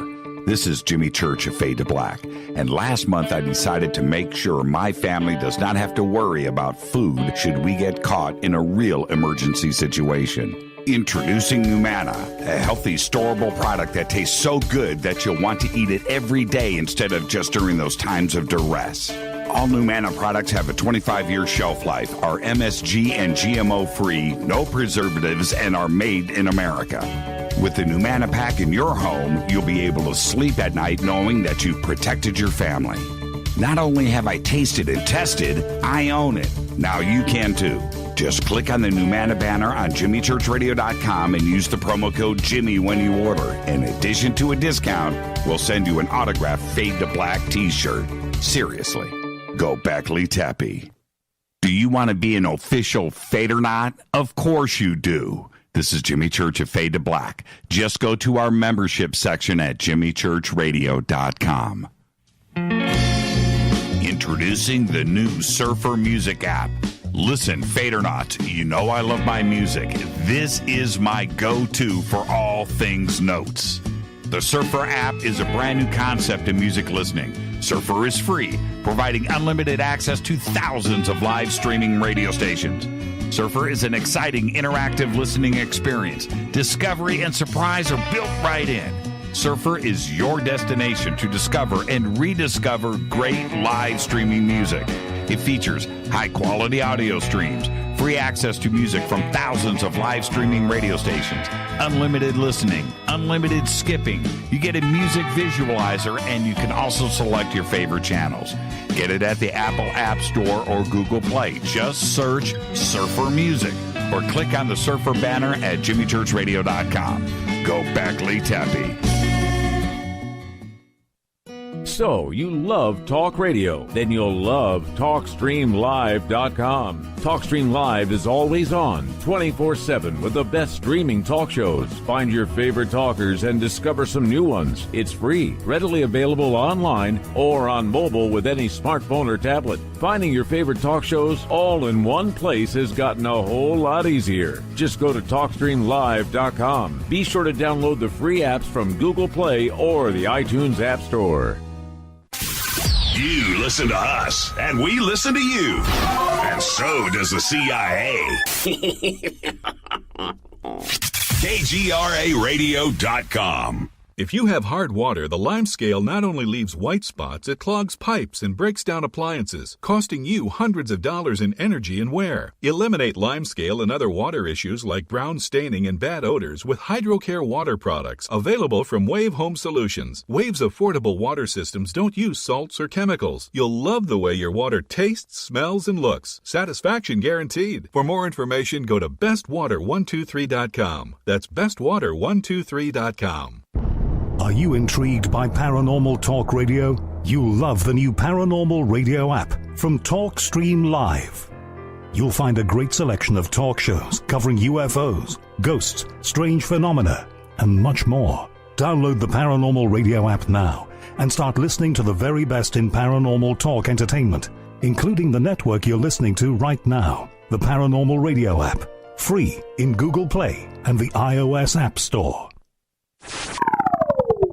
You are listening to Fade to Black with Jimmy Church on the Game Changer Network. Oi, oi, I'm Reese Evans. You're listening to Jimmy Church. This is Revolution. The revolution will not be televised. The revolution is on radio. Ciao.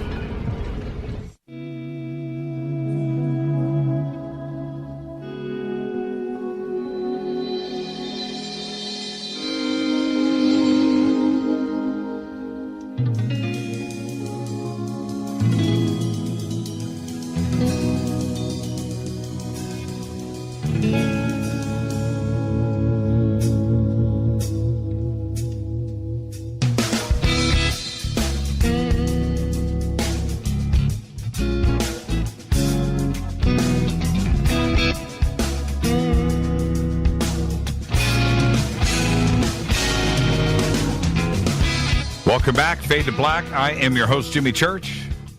Our guest tonight, John Greenewald, The Black Vault, and we are talking about his new book, Inside the Black Vault, which I have. It is an absolutely amazing book.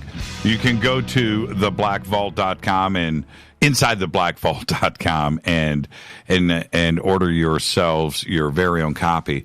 I want to talk about Project Blue Book, not the TV show, and not from the angle that this audience is probably expecting right now, but it's the way that you present it in this chapter in the book. And, John, you say something here that is mind-blowing. Now, I have an autographed copy here from Stanton Friedman somewhere, a Blue Book, right? you may have yours. But you state here that the National Archives and Records Administration, otherwise known as NARA, has their records. And this is what you state, and it blows my mind, versus what we know and what you have to go through, that they have approximately 42 cubic feet of documents in their collection.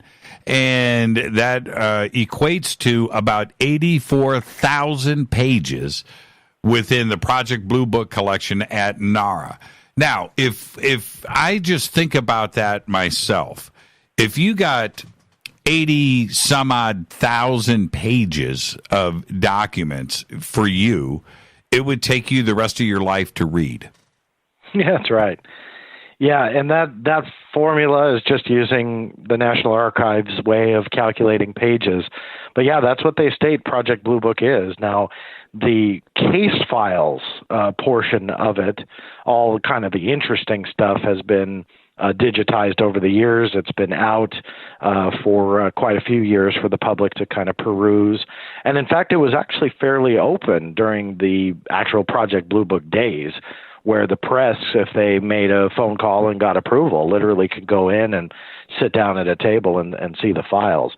So there's a lot there, but over the years, many researchers, well before my time, have gone in there and analyzed those cases. And even though the government wants to say that the majority of them are all explained, I think there's a pretty good case that researchers have put up that they're not only very good cases in there, but a much higher percentage of unexplained cases that they want you to believe. So they claim only 701 remained unidentified out of the 12,000 plus cases that they investigated. But I think that there is good and strong evidence to support that the number is much, much higher. Do they do that intentionally to bog us down? I think so, because again, this was 1969 when they kind of closed Blue Book. So I think what they wanted to do is just kind of drown the public in statistics and figures, but more than all else, have a very, very small percentage of quote unquote unidentified. So it still seemed like a legitimate scientific explanation, but it was such a low percentage that I think they hoped the public would, again, be overwhelmed with the amount of information that they were trying to spew out there, but that be fairly underwhelmed with the quote-unquote conclusion. So for, again, putting yourself in the shoes of the military, they wanted the public to kind of go away. So what better way to say, hey, we did over 12,000 cases and only 701 remained unidentified. But then they drilled down even more and said the only reason that they were unidentified was the fact that they lacked appropriate evidence and what we would need to put a positive identification on it. So they felt that nothing was extraterrestrial connected, even with the unknowns. But when you start going through the documents, and again, documents that have been gone through for many, many years, you do start to paint a picture that there is evidence there that contradicts what their conclusions were, and the Socorro landing is a prime example of just that. And you look at the evidence, you look at the photos, you look at the credibility of the witness. You can take every other case out of the equation and just use that one and show that there is actually, number one, a threat. Number two, technology that we don't necessarily have. Three, not everything was explained. And four, you can't just dismiss it, right? And I'll liken it to the cure for cancer. If you do 1,000 tests and only one shows promise, do you give up? No, you Of course not, because you have promise. And I think that even with a scientific approach, one case out of 1,000 deserves a closer look, especially when you're, number one, talking about a cure for cancer, but number two, such a revelation that technology could be out of this world, if you want to call it that. And yet the government and military was so quick to explain many more than just one when it came to UFOs and just chalk it up to a lack of evidence and so on. And to me, it really showed that Project Blue Book was not scientific. I talk about J. Allen Hynek, which obviously that's a buzzword here in the last few months with the History Channel show, sadly very heavily fictionalized. But he was an amazing individual in real life. You know, he has an amazing backstory. And so I go through a lot of the Project Blue Book history. But what was amazing to me was a discovery that was made by another researcher, Rob Mercer, who I came across when I was doing a research for a television series I was working on. And he had discovered from a former Project Blue Book personnel officer, somebody who took some souvenirs in the form of documents, letters, books, photographs, and film reels home from Wright-Patterson Air Force Base. Again, you're talking about a time where records retention schedules weren't there. It was unclassified material, and it was all going to be shredded. It was actually slated for the trash. And I found out about the story. I was like, there's something fishy here. And so I tracked down Rob, and sure enough, everything checked out. He had an amazing story. He found the listing on Craigslist of somebody selling the documents that they found in a garage. It was not the Blue Book officer. They purchased a home, and they were accidentally left behind. And Rob purchased not only that, but tracked down who the homeowner was. And lo and behold, it was a Project Blue Book officer. It was confirmed, it was definitely documented. Carmen Morano was his name. And Rob tracked him down, and this former Air Force officer, he took not only that box that was left behind at the home that he sold, but also had quite a few more boxes.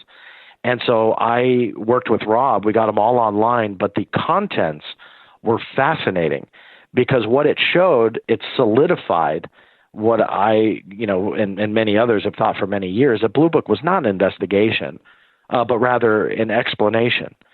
And in these files were records that were not in the Blue Book collection, meaning that when they were all transferred to the National Archives, whether it's 50,000, 84,000, whatever formula you want to use to count them all up, out of the tens of thousands of pages that are there, these records, the majority of them, were not there. And the most interesting ones, which were not in the official files, showed how a ranking Air Force officer was calling fellow Air Force enlisted officers imbeciles, stupid, stuff like that, in official reports. Like this wasn't, just a memo or something.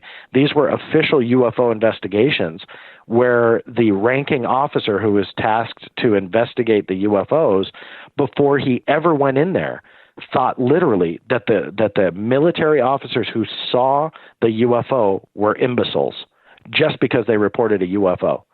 And it shows a very interesting look at the mindset of the Air Force investigators that were going after these Blue Book reports.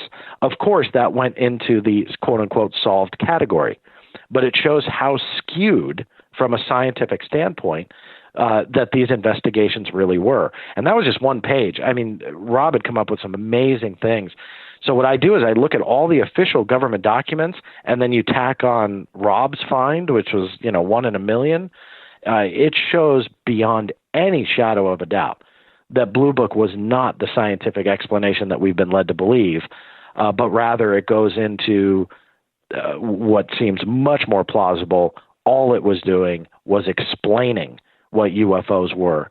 And the last thing I'll bring up, and I go into quite a few of these letters in my book, is the fact that J. Allen Hynek in the latter years of Project Blue Book started writing Hector Quintanilla, or Quintanilla, however you want to pronounce it, who was the head of Project Blue Book at the time, asking to go back and revisit the solved cases because Dr. Hynek either had an epiphany or realized they were covering this up, and he wanted to go back and revisit them.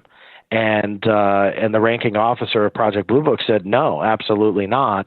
He was very sternly worded in his letters and correspondence, and learned that Dr. Hynek was out there starting to reach out to the UFO community at the time and lecturing and so on, and that really made him upset.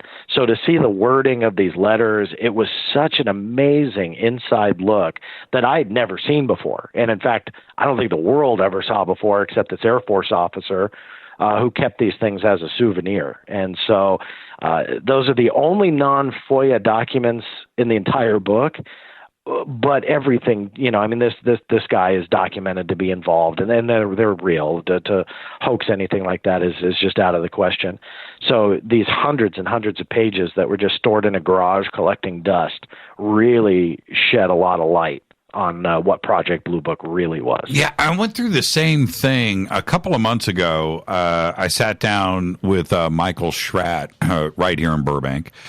And went through, because, as you know, Michael went over to the Center of UFO Studies, Hynek's offices, and he had complete access for a couple of years, and he would go in there on the weekends, and they let him have at the file cabinets there. And so he's got stuff that is just mind blowing. And I sat there and I went through page after page of these original reports, right? And I'm looking at them. I've got copies of a bunch here in the bunker, and the stuff that is there, it was one report after another that I had never heard of, right? And I just thought, how much is out there that Hynek was sitting on? That obviously, by that point, Blue Book had been closed for a number of years, but he continued the research, and he had a lot of stuff. Very, very credible, multiple eyewitnesses, reports that if Schratt hadn't have gone in and done what he had done and done what you are doing now, you know what I mean? We would never have access to these documents. Yeah, and that is, to me, is one of the biggest telling pieces of evidence here about Project Blue Book, where you have your chief scientific consultant that in the beginning days was a total skeptic and goes on through the years to investigate and have second thoughts, and he leaves Project Blue Book to start his own organization and research UFOs because he knows there's more to it. That's right. That, to me, is an amazing aspect to that whole story. And so for me, in the grander picture of things, that is the nail in the coffin to show that the company line, that foundation that we were talking about earlier, just falls apart. Because when you start to dig in, go beyond the surface stories, and you start to dig in and you see the reaction by Hynek, and you see the actual documentation about Roswell wreckage, and you see the ridiculous way that they dealt with some of these cases, and you see that the facts are skewed, the statistics are skewed during the Blue Book years, you can absolutely conclude that all of that was a joke, and that you need to move beyond that Blue Book era in the sense that we know that there's more there, but it's going to be very hard to research. We don't know how many documents were destroyed because, again, Carmen Morano went on the record and said they were slated for the trash can. Those were only the ones he took. Imagine how much he probably couldn't take or didn't know as the decades would go on, that the people like you and me and everyone listening would want to see them. Imagine how much has been thrown in the trash. And that's just one UFO project that we know of. Imagine all of the other intelligence agencies. Yeah, like you have this one letter here. If you don't mind, I'm going to read part of it. But you say, in one letter in 1952, which I discovered under FOIA at the Air Force Historical Research Agency, was written by U.S. Air Force Major General William F. McKee. Right? And you state here, and this is what's crazy because you have so much material to go through. But you say that you discovered this letter while going through his personal records at the archives. This was not part of any official collection of UFO-related records. It was simply by chance that I realized the letter was there. Yeah. Pretty amazing. This is like luck. And listen, I want the audience to listen to what I'm about to read to you. Here I go. It's, quote, These things are hectic here in Washington as ever. In addition to all of our other troubles, the flying saucer boom has started again. Even our radars are picking up unidentified objects. The press now thinks we are keeping a big secret from them. As General Twining, and I love that part, right, said a day or two ago, people don't seem to realize that we have a few billion stars in the sky with all of their associated physical phenomena. Holy crap. Now, yeah, it's a pretty amazing letter. And on top of the power of what you just read and the words that he used, it shows that the quote unquote Project Blue Book collection didn't have everything. That there are these as high as major generals and above, and their openness to what is out there in the universe. And this was 1952. So they had already been doing UFO investigations for 5 years. They had already kind of kept, publicly saying that there was nothing to the phenomena. And yet here you have a major general that's stating in this letter, this is hectic. We don't know what we have when you have a few billion stars in the sky. So on multiple levels, that was a fascinating find for me. And yeah, kind of on accident. I mean, I really wasn't, I was going through the files, but I really wasn't saying there's got to be UFO stuff in his personal collection. That was at the Air Force office, not his personal collection, but at the Air Force History Research Office or Research Agency. And so it was a little bit by accident, but those are the finds that I love. And, there's been amazing books written over the years about government documents and government secrets. What I tried to do in this book is obviously deal with the most important ones, but really hone in on the ones that have excelled the story that have never been out before. I tried to stick with as many of those as I could, just simply because to me, it just takes the amazing foundation that researchers that have come well before me, it takes that foundation that they've already set and then takes it to the next step and to that next level, that there is more information than we knew was there before. And this letter was a prime example for me to keep digging, because I can tell you I have felt many times over the years that I have tapped out, meaning that I've been able to discover all UFO documents of all the agencies at this point, that I've filed FOIA requests to everywhere. But it's a situation like this where you come across a letter that's very, very powerful. But on top of that, you realize that they are just hidden in these nooks and crannies of agencies and archives. And I mean, it is a very tangled web that they have woven to try and figure out where they're hiding documents. Because you can file a request to the United States Air Force, but if you don't file it to the United States Air Force's Historical Research Agency, you may not get the same result. It's the same agency. You'd think, well, why not? You should be able to really get the same results. But in reality, these agencies are so big, they stretch so far, and then to make matters worse, they don't communicate. So to try and really put the lines together and connect the dots, it's very, very tricky. So often I've thought I've just tapped out on everything, and then you make a discovery and it branches off into 20 more FOIA requests, and then you're busy for another decade. The Bellender memo, which is another pretty amazing document. This is dated the 20th of October, 1969. But it's not the memo itself is a fascinating read.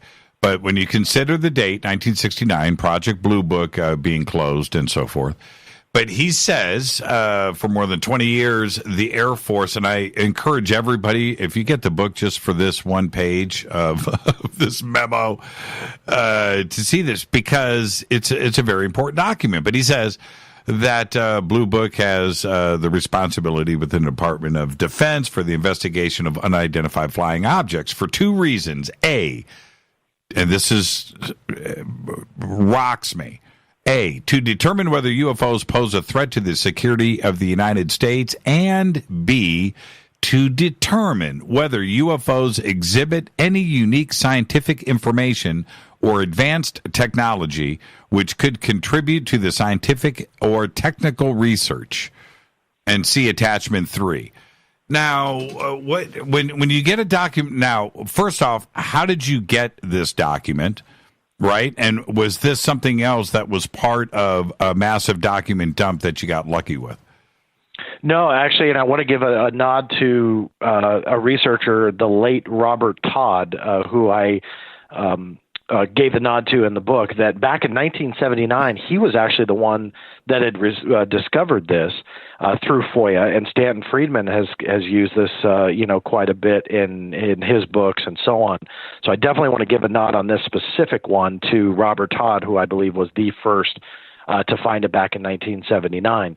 But this was one of those pieces of the puzzle that really just excelled the story for me, that you have all that other evidence to show that Blue Book was a joke, but then the Bolender memo comes in and says, in addition to what you had just referenced, that cases that really did kind of show a threat to, national security were not part of the Blue Book system, which meant that, this is something that, in my mind, solidifies the cover-up. Blue Book was the public story to calm everybody down and make them go away.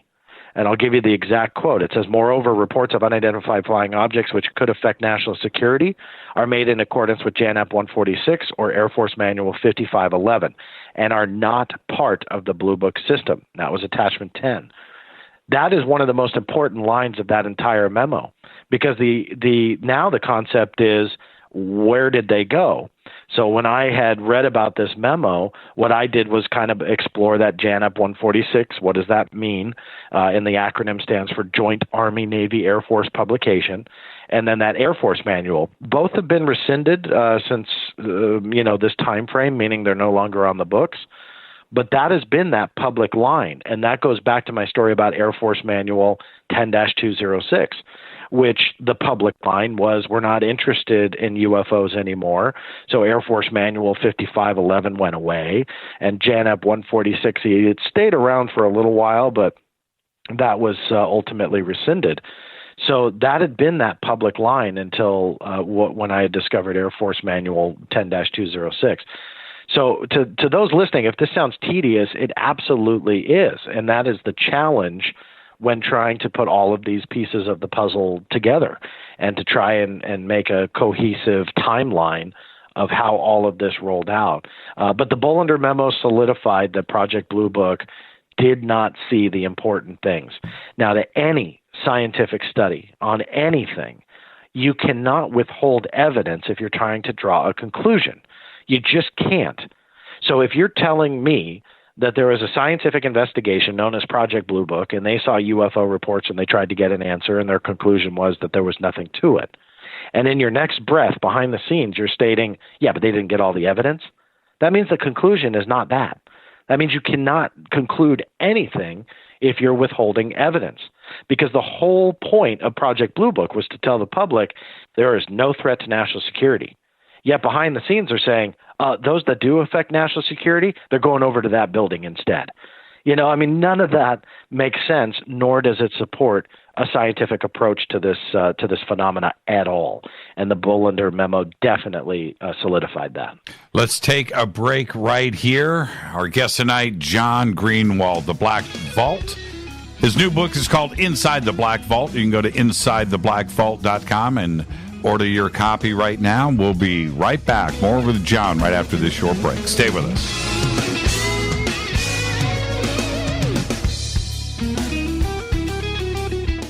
Hi, everybody. This is Rob Halford, the Metal Guard on JimmyChurchRadio.com. This is KGRA Digital Broadcasting Station. Salt Lake City, Utah. Van Buren, Arkansas. Poor water quality is a major health issue, and it's only getting worse. Municipalities can't keep up, standards have dropped, and pollutants are increasing. Where does it all end? It ends by keeping the pollutants outside of your home with HydroCare's advanced systems available at Wave Home Solutions. No less than the best purification materials and processes have been developed by HydroCare to provide you with healthy, clean water for drinking, cooking, and showering. HydroCare far surpasses the competition in removing chlorine, odors, iron, lead, chemicals, limescale, and much more. Don't settle for less when it comes to your water. We'll take care of the toughest water problems for you, whether it's from a city or well source. Satisfaction guaranteed. For more information, call 888-997-WAVE. That's 888-997-WAVE. Or go to bestwater123.com. That's bestwater123.com. Wave Home Solutions for a healthy, comfortable home. Your contact for current news and trending topics. KGRAradio.com. Does your basement or crawl space have a damp, musty smell? Well, watch out. That's a sign of too much moisture and not enough ventilation. And that can mean increased mold growth and the buildup of harmful toxins and gases. Don't bother with a dehumidifier. It just circulates the same unhealthy air. Now there's a better way to remove these dangers and odors. It's with the computerized Wave Moisture Control Unit that reduces moisture and expels pollutants. We replaced our old dehumidifier with the Wave unit, and in only 3 weeks, our basement is dry and the musty smell is gone. Wave units require no maintenance, no buckets of water or filters, and costs only pennies a day to run. Breathe better, live healthier with an affordable, no-maintenance Wave unit. Call 888-717-WAVE, 888-717-WAVE, or visit dryhealthyhome.com. Dryhealthyhome.com. Ride the wave. Wave Home Solutions for a healthy, comfortable home. This is Jimmy Church of Fade to Black, and I only drink Fade to Black blend coffee from Rivermoon. Just click on the Rivermoon coffee banner at jimmychurchradio.com. Promo code F2B Blend. So are you tired of being tired? Well, then it's time to get the tea. Hey, it's Lisa here to tell you about this all-natural, all-organic tea I've been drinking that has had great results for over 20 years. It's called Life Change Tea, and it's specially formulated to help detoxify and cleanse your kidneys, liver, colon, and blood all at once. The colon is one of the most ignored organs in the human body. The faster that waste is eliminated from the body, the less time that waste sits in our intestines, spreading toxins to our bloodstream. This tea helps cleanse chemicals caused by outside intruders from our entire digestive system. And get this, weight loss can be a side effect. And with continued use of the tea, you can experience clearer, healthier, younger looking skin, increased energy, and a happier outlook on life. So if you're tired of being tired, get the Life Change Tea at getthetea.com. That's getthetea.com. And like me, you'll be glad you did. Did you know that when you're on the road with limited data or Wi-Fi available, you can still listen to every minute of Fade to Black by just calling 605-562-4482. No smartphone, app, or internet needed. It saves your data plan and no extra cost if you have unlimited minutes. Just call 605-562-4482. You can listen to me, Jimmy Church, on any phone, anytime, anywhere. Go Beckley Tappy.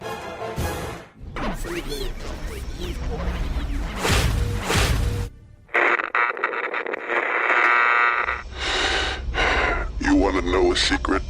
I love ponies. I really love ponies. I'm serious. I couldn't stay sane without ponies to brush. Why Fade to Black? Because you never got that pony, damn it. This is Fade to Black with Jimmy Church on the Game Changer Radio Network and KGRA, the Global Radio Alliance.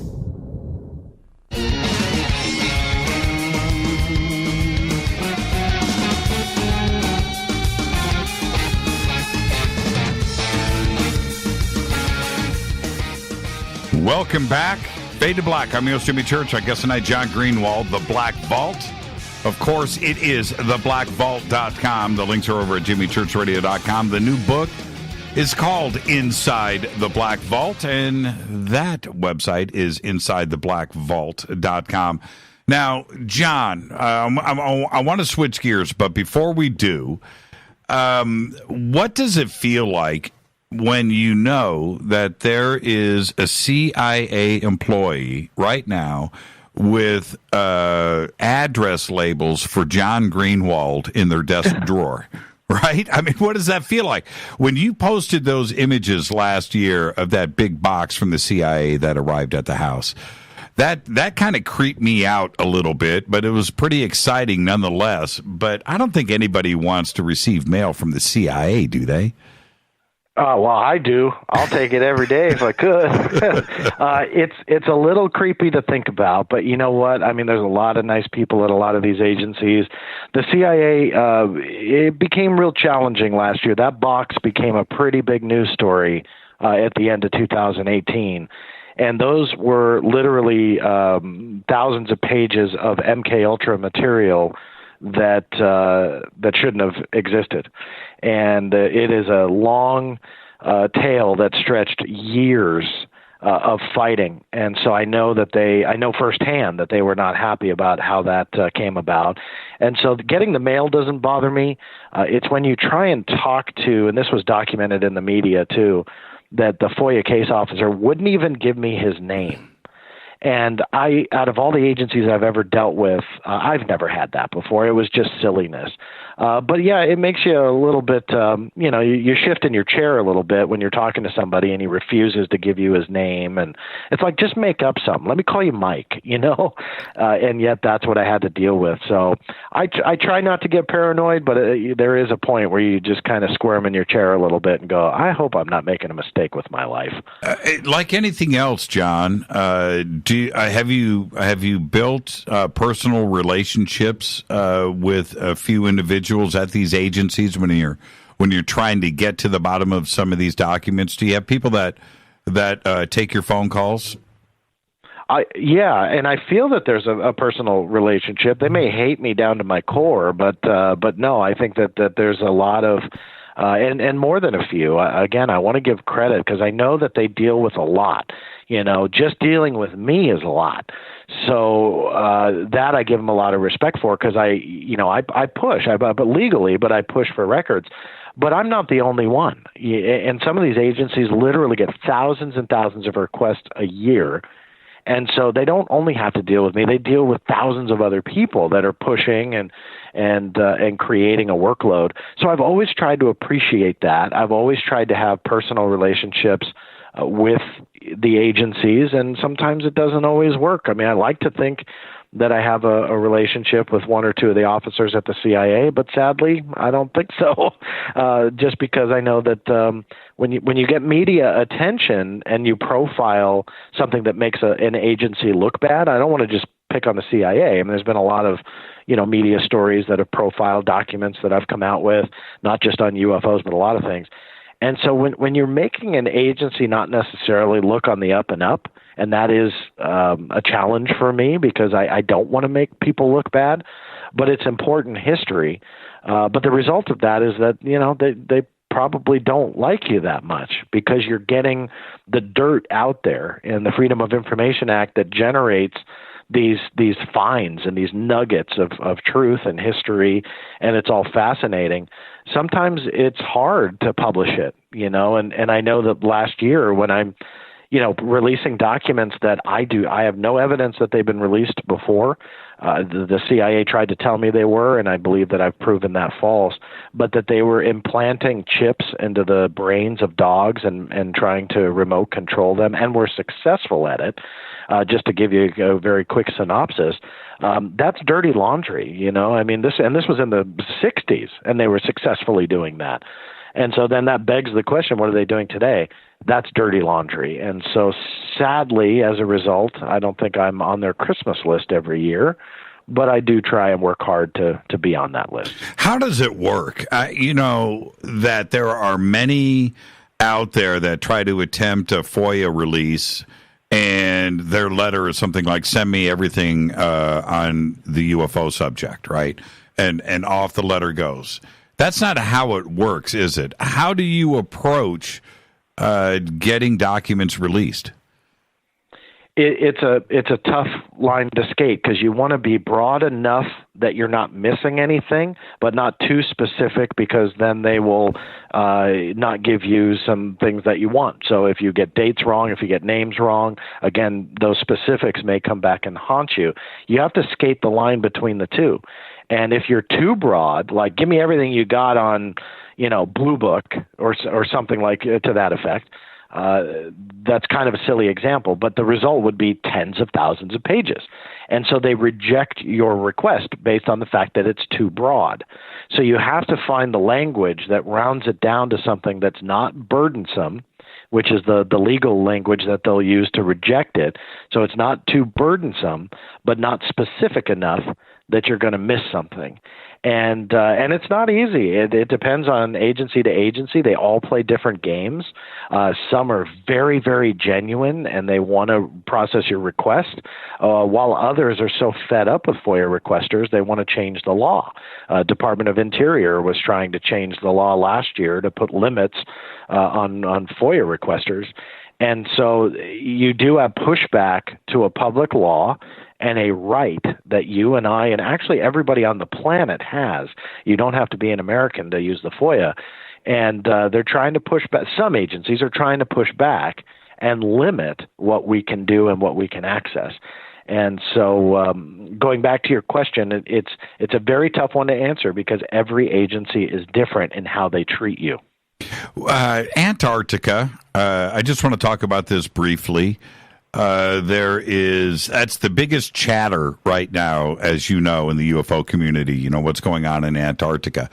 Have you done anything in that area? Well, I mean, high jump in Antarctica. I mean, high jump. I've gone after documents on high jump, if that's what you mean. Oh, that's part of it. And then we have all of the modern, going back to whistleblowers and things that are happening today, that there are things that have been discovered since high jump, and the reason for going down there was high jump. Is there a way to go about that to see if we do have specific teams down there doing archaeological stuff, and if there is stuff indeed underneath the ice?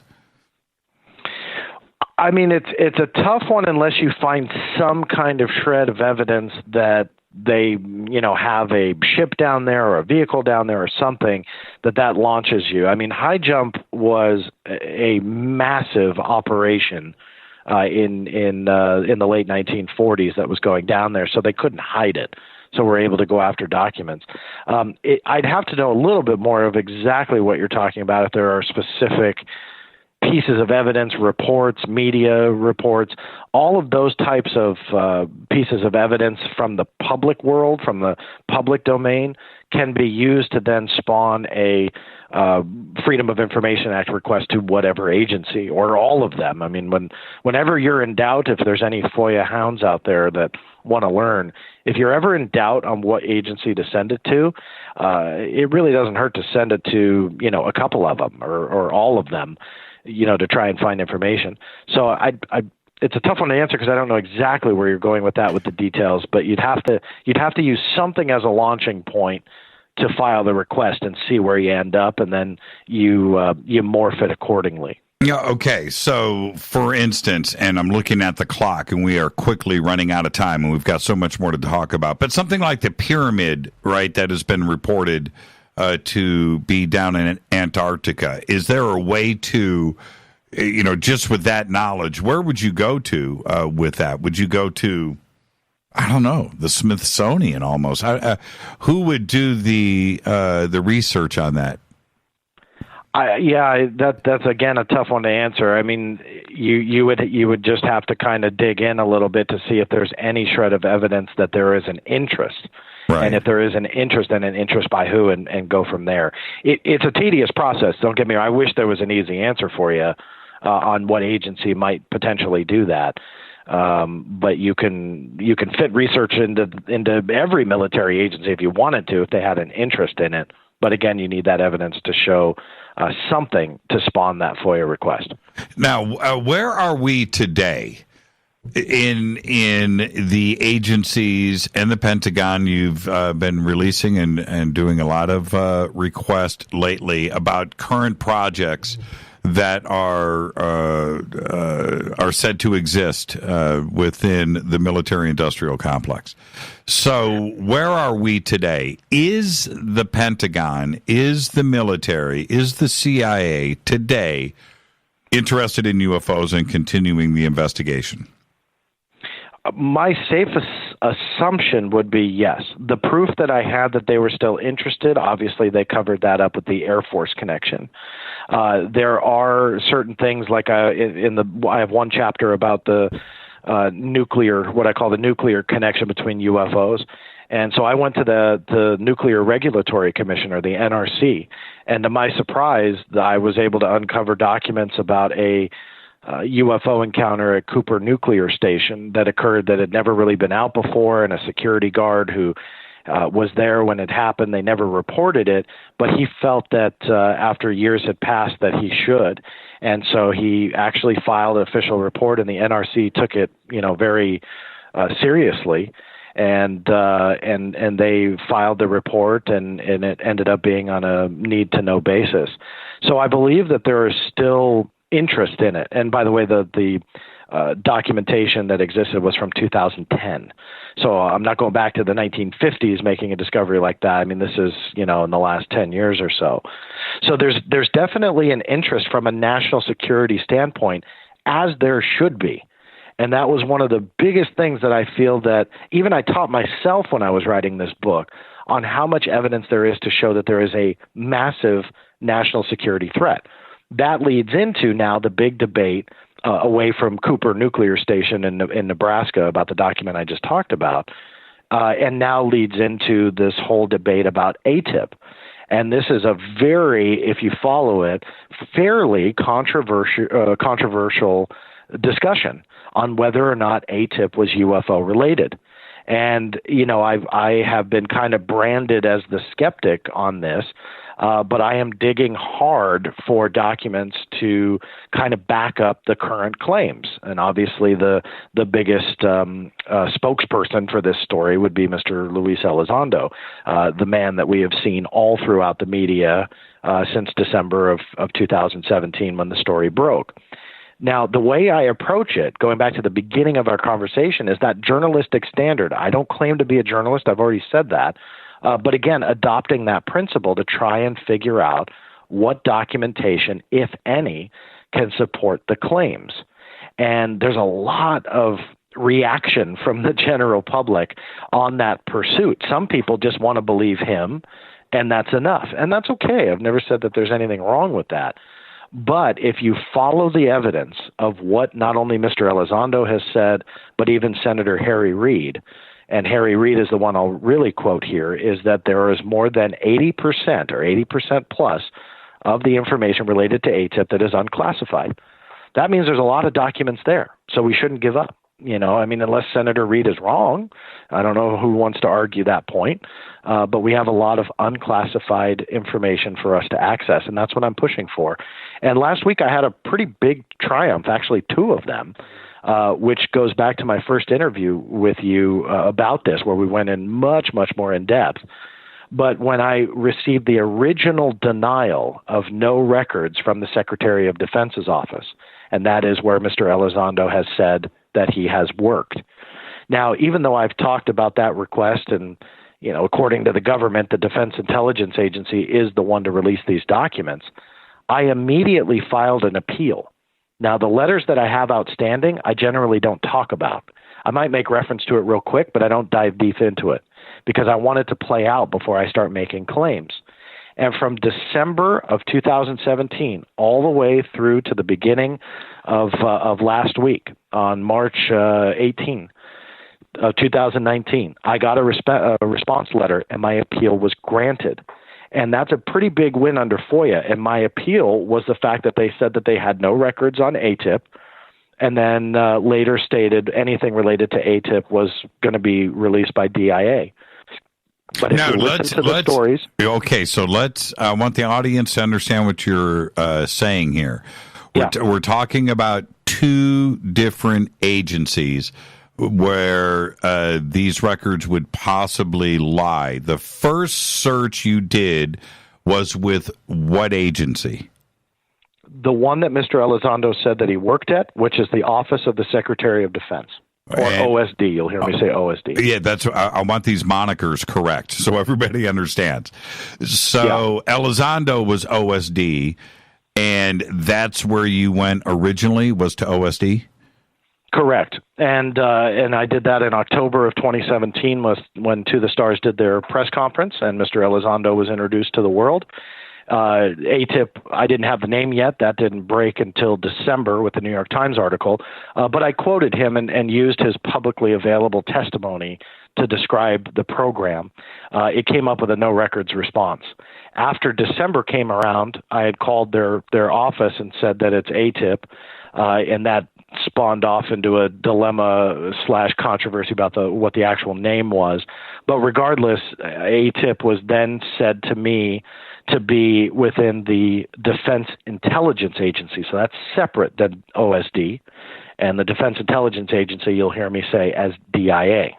And so I immediately filed FOIA requests there. But at the same time, it never made sense to me that Mr. Elizondo, working for OSD, that's what he said, would be heading a project at another agency. They're all under the guise of the Department of Defense. But it never made sense to me. It might be an easy answer. He might be listening right now, and he goes, John, you're an idiot because of XYZ. Mm-hmm. Great. I just don't know of any other project, as long as I've done this, that I can reference to say someone from OSD is heading another agency's project. But so I, filed to DIA. But at the same time, I filed the official appeal stating that based on the wording of my letter, there still should be something there. And it took until March 18th of 2019 for them to say, your appeal is granted. And so that forced them to then search for records again. Here's the kicker. Within 2 days, I had a final response to my reopened request. And they confirmed, this is the first time in a FOIA letter that they confirmed that Mr. Elizondo worked for them and retired in or around the October 2017 date. So that matched up with what he was saying. But they did not do a search for records. So I appealed again. And so it was kind of a win on two ways, because they said, yes, he worked here, but we don't know anything about any program dealing with, unidentified aerial threats. So they stood by the fact that there was no quote unquote UFO aspect to this. And I didn't say UFO. There's a lot of, again, people out there that try to attack, and they say, well, if you go for UFO information, they've changed the keyword and they changed the acronym. The way that I word requests are not going after UFO documents when it comes to AATIP, right? So that argument does not stand true. It can't be true. And so they confirmed in their letter that they know nothing about what he is talking about the unidentified aerial threats. Whether that's a lie or not, I don't know, but I'm just stating what they said. But they said in the same letter they did not conduct another search, because they just based the assumption that they just didn't have anything. So I turned around and filed a second appeal, and I won that appeal last week. Now, no matter what you think about AATIP and Mr. Elizondo and was it or wasn't it a UFO program, that's a big win for everyone, including To the Stars, because there are 2 years of documents on AATIP from 2010 to 2012 that are at OSD. That's just how the government works.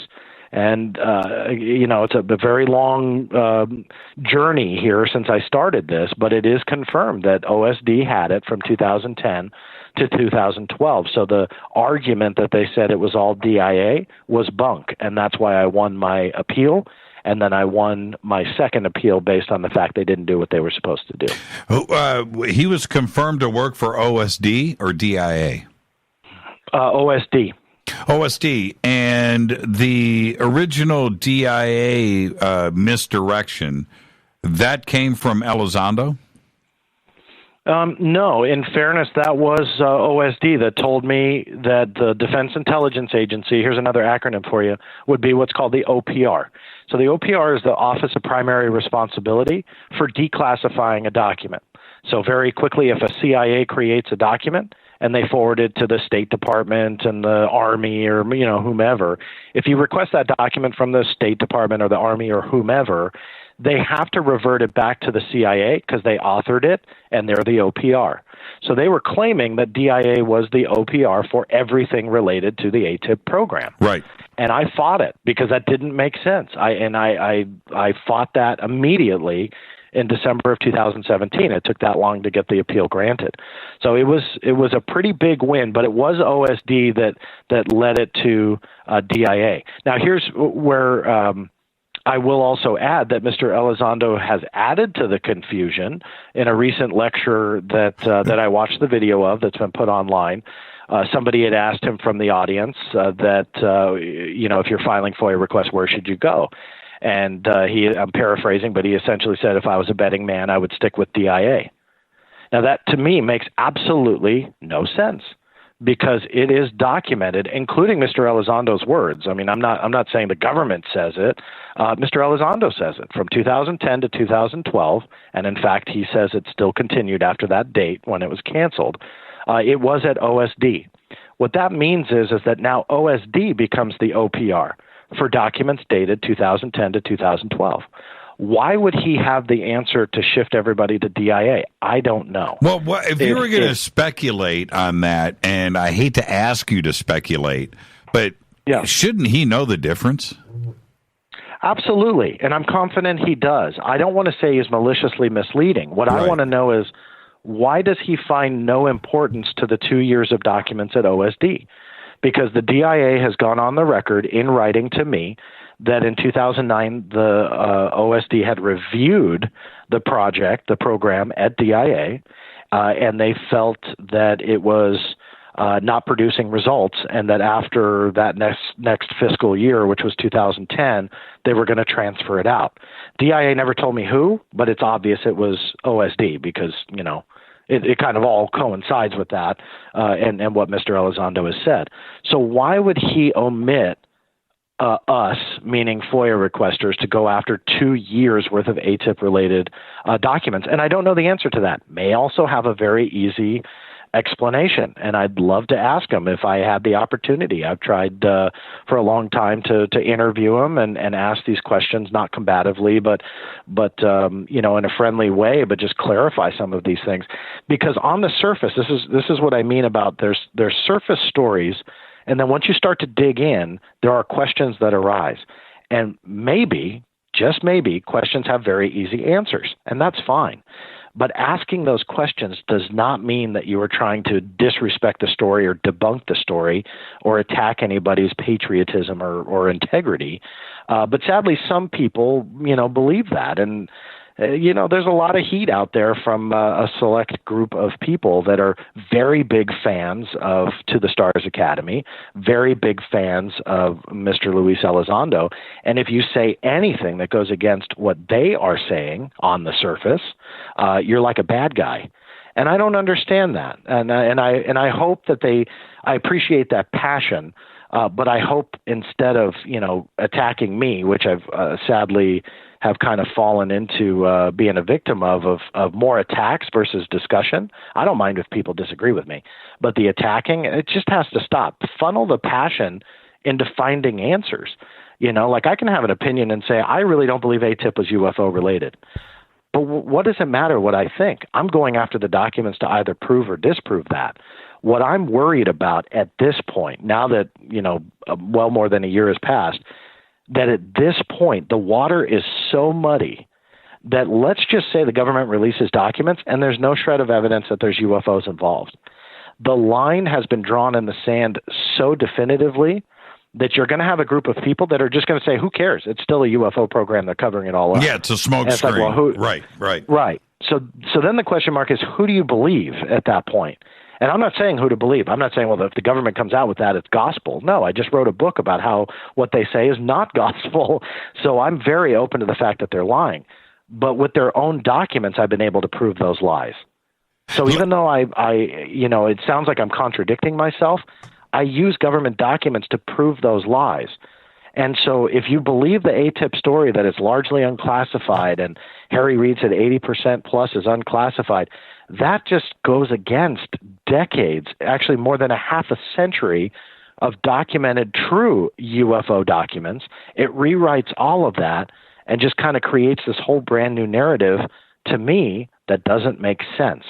So yeah, at this point, if people want to label me skeptical, I absolutely am. But there's nothing wrong with that, or at least there shouldn't be anything wrong with that. There's a lot of unanswered questions that if you just look at the surface story, it makes me look like a bad guy. If you start to dig in and realize there's a lot of discrepancies, then you realize, well, I think we should ask a few more questions and keep going after this. Doesn't mean that I'm trying to make anybody look bad. It just means we need to follow a journalistic standard to try and find something to confirm what these major claims are. Can I get you to hang on for some overtime? Yeah. I'm not ready to stop, John. I'm sorry. We can't do it. No, I'm not going to do it. I'm here. I'm not going to do it. I'm not going to do it. This is Fade to Black. Our guest tonight, John Greenewald. And let's just keep it going. I'm going to pick it up, or we're leaving off right here. Stay with us. We'll be right back. This is Fade to Black.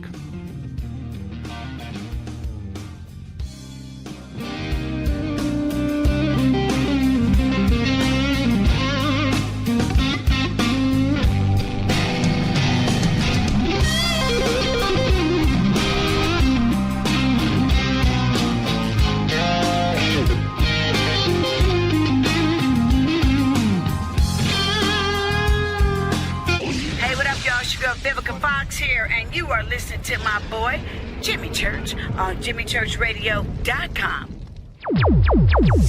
Despite popular opinion, reading a book will not make you smarter.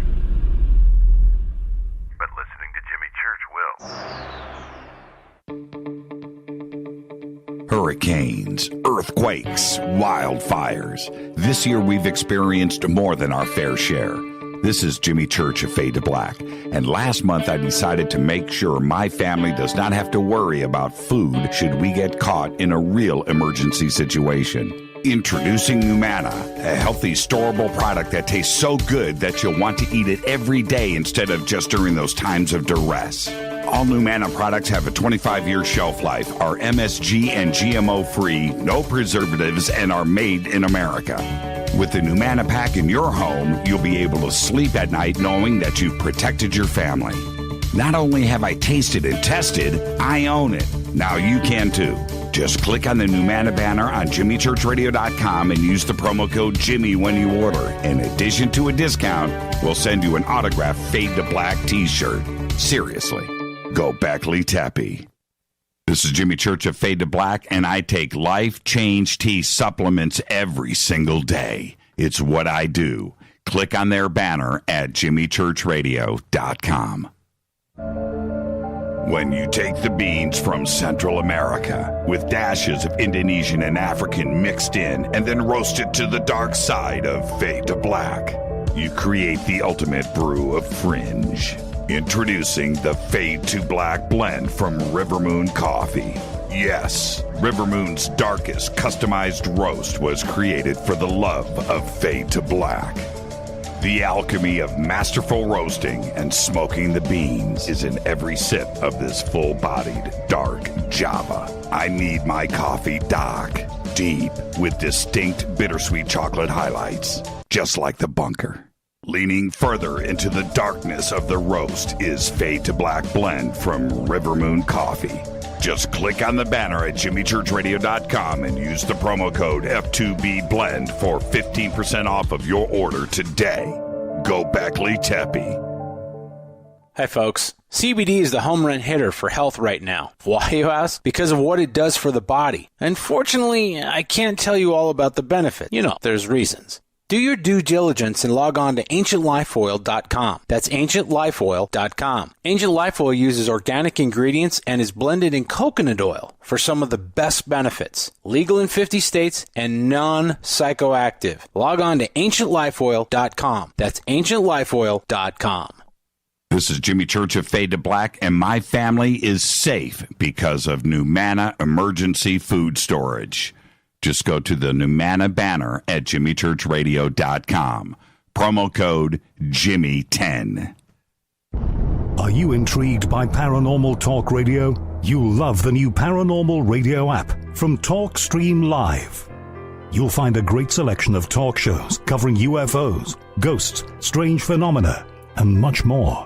Download the Paranormal Radio app now and start listening to the very best in paranormal talk entertainment, including the network you're listening to right now, the Paranormal Radio app, free in Google Play and the iOS App Store. Erica, Brittany, Gabby, and you're listening to JFK It's not a lifestyle we chose. We were born this way. KGRARadio.com.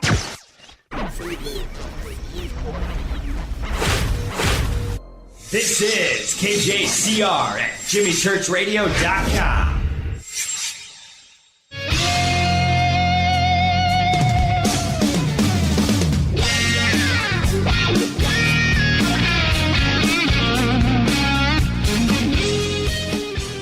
All right. Welcome back. Fade to Black. I knew this was going to happen. It's John Greenewald. We ran out of time. We've got to get into some overtime, and this is what's really funny here. John, we had a whole list of stuff tonight, and we didn't get to any of it. Yeah, I noticed that. Oh, man. All right, so I want to stay on where we are, and I wasn't going to say anything about this, but you just mentioned that you have reached out to the stars and Elizondo to ask some very important questions. Well, on Sunday, I spoke with Tom DeLonge. Now, I'm not going to get into any details of that conversation because it's a private phone conversation, but he did say one thing that I'm just going to put it out there. That he would love to come on to Fade to Black as soon as possible to discuss his new TV series on History Channel that's going to premiere next month, and hopefully we'll be able to put that together. In a couple of weeks, we'll have Tom on the show to talk about the new series. That's great. But he did say one thing to me, and I'm sure he's not going to mind me saying this, but he said, you know what, but Jimmy, I'm not going to talk about any of the current drama that is going down right now in social media. And he's referring to exactly what we're talking about here. And and I don't know if it's because of what went down on Rogan and that they want to play into the safe zone and just discuss the new series, which I fully understand why. But I think that they seriously need to control their own narrative because it has spun out of control and the waters are completely muddy. And I don't think you should take it personally, John, but I think that it got away from them a little bit, don't you think? Well, here's what I would say to that, in that it's not that I am offended that they won't talk to me. I think that it's more of a letdown that there are certain contradictions and then what I call red flags, questions that I think need to be addressed, whether it be to me or you or whomever. I think that these questions need to be asked, and again, there may be very easy answers for them on some of the inner logistics of how this all went down. But I'll give you, I wasn't planning on doing this, but I'll give you a sneak peek at what I'm creating right now. And what I'm creating right now, and you and I haven't even talked about this off the air, is a timeline of what we know about AATIP right down to the sources that gave us those little tidbits that we can piece together. So I know there's a lot of bloggers out there that are putting together articles. I've tried to make some sense of it with documents. So now I'm creating a timeline, and I'm going to all these sources, and I'll be honest with you, not even talking about government stuff, like away from FOIA. And this goes to the heart of people attacking me saying, well, do you think the FOIA is everything and the government's word is gospel? No, that's actually not it. I will take just the newspaper articles based on their conversations with Mr. Elizondo and or people from TTSA, Mr. Elizondo's slides that he has done at the presentations that I've been able to get videos of, and I'm creating the timeline, and I can't tell you how many errors I keep finding, that things don't make sense, not because of what the government told me, but because of what we have been told from these public sources. Now, who's to blame for that? I don't know. But I'm throwing it out there, and I'll give me a week or two, if not earlier. But I'll put this timeline out there, and it's all sourced and links to the source articles and the source information. And when you look at it on a timeline, you go, wow, no wonder it doesn't make sense. So again, that surface story sounds great. But when you start looking into what has been said and the variations of how it's been said, and then, if you sprinkle in the government documents that we have been able to get in the form of the bid solicitation for what AATIP allegedly was, which was the OSAP program, when you start putting it all on a timeline, there's a lot of discrepancies that don't make sense. And so that's just not me trying to put anyone down. That's me using sources that anybody can look at, trying to put it in a cohesive timeline to start to paint a picture, and it's near impossible. You can't do it. So I have multiple placeholders on this timeline for pretty much the same fact. So why is that? It should all kind of line up together, and it doesn't. And so when you really dig deep into this, it's a challenge. And I'll throw out one other thing that I don't know if you're aware of, but I discovered some documents about what's called a Project Outgrowth. And the reason why I bring this up is there's been a lot of reporting in the media and a lot of discussion, especially by some bloggers, that really want to give a lot of attention to AATIP and these 38 reports that the Defense Intelligence Agency has released a list on. And Project Outgrowth was in the 1970s, and it was a forward projection research program that looked at primarily propulsion concepts in a forward-looking method out through the next 30 to 40 years. Now, if you look at what even Mr. Elizondo is saying AATIP was, it's nearly identical wording. And they actually go into the paranormal phenomena, including aircraft propulsion by the use of psychokinesis and the power of the mind and the supernatural. And so but no UFO aspect. If you do the math, it's about 36, 37 years, again, forward projecting 30 to 40 years, to when the OSAP bid solicitation went online. Am I saying that that's the precursor project? No. Am I saying it's identical? No. What I am saying, though, is history shows us that something like AATIP, if it turns out with no UFO connection, has existed before, forward-thinking decades into the future on advanced propulsion concepts, going all the way right up to paranormal phenomena, including psychokinesis. All that is documented. There's no leaked document, no whistleblower, obtained through the Freedom of Information Act.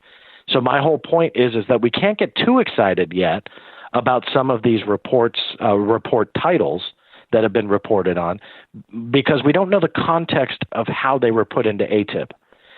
That's not me trying to be a skeptic. That's me following the documentation and the proven history. How did the funding? I don't want to name names or point fingers, and I certainly don't want to ruffle feathers. But when you have a $22 million project, that's a federal project that's about to get funded, how does that get funded? Could I have bidded on that project? Could the Game Changer Network, Inc., have gotten in on that bid, and I could have put my own team of experts together? Well, you would have to meet their prerequisites to bid on the contract, but it was an open bid, and that also kind of contradicts this whole classified, too dark to release to the public. The official bid announcement went out on a public server. It was unclassified. There was no mention of UFOs or paranormal phenomena, by the way, but the OSAP, or what was considered the precursor program to AATIP, and again, this is where one of the discrepancies comes in, actually a couple of them as I create this timeline, because it depends on who you listen to. Right. Some think it's the same program, others think it's different.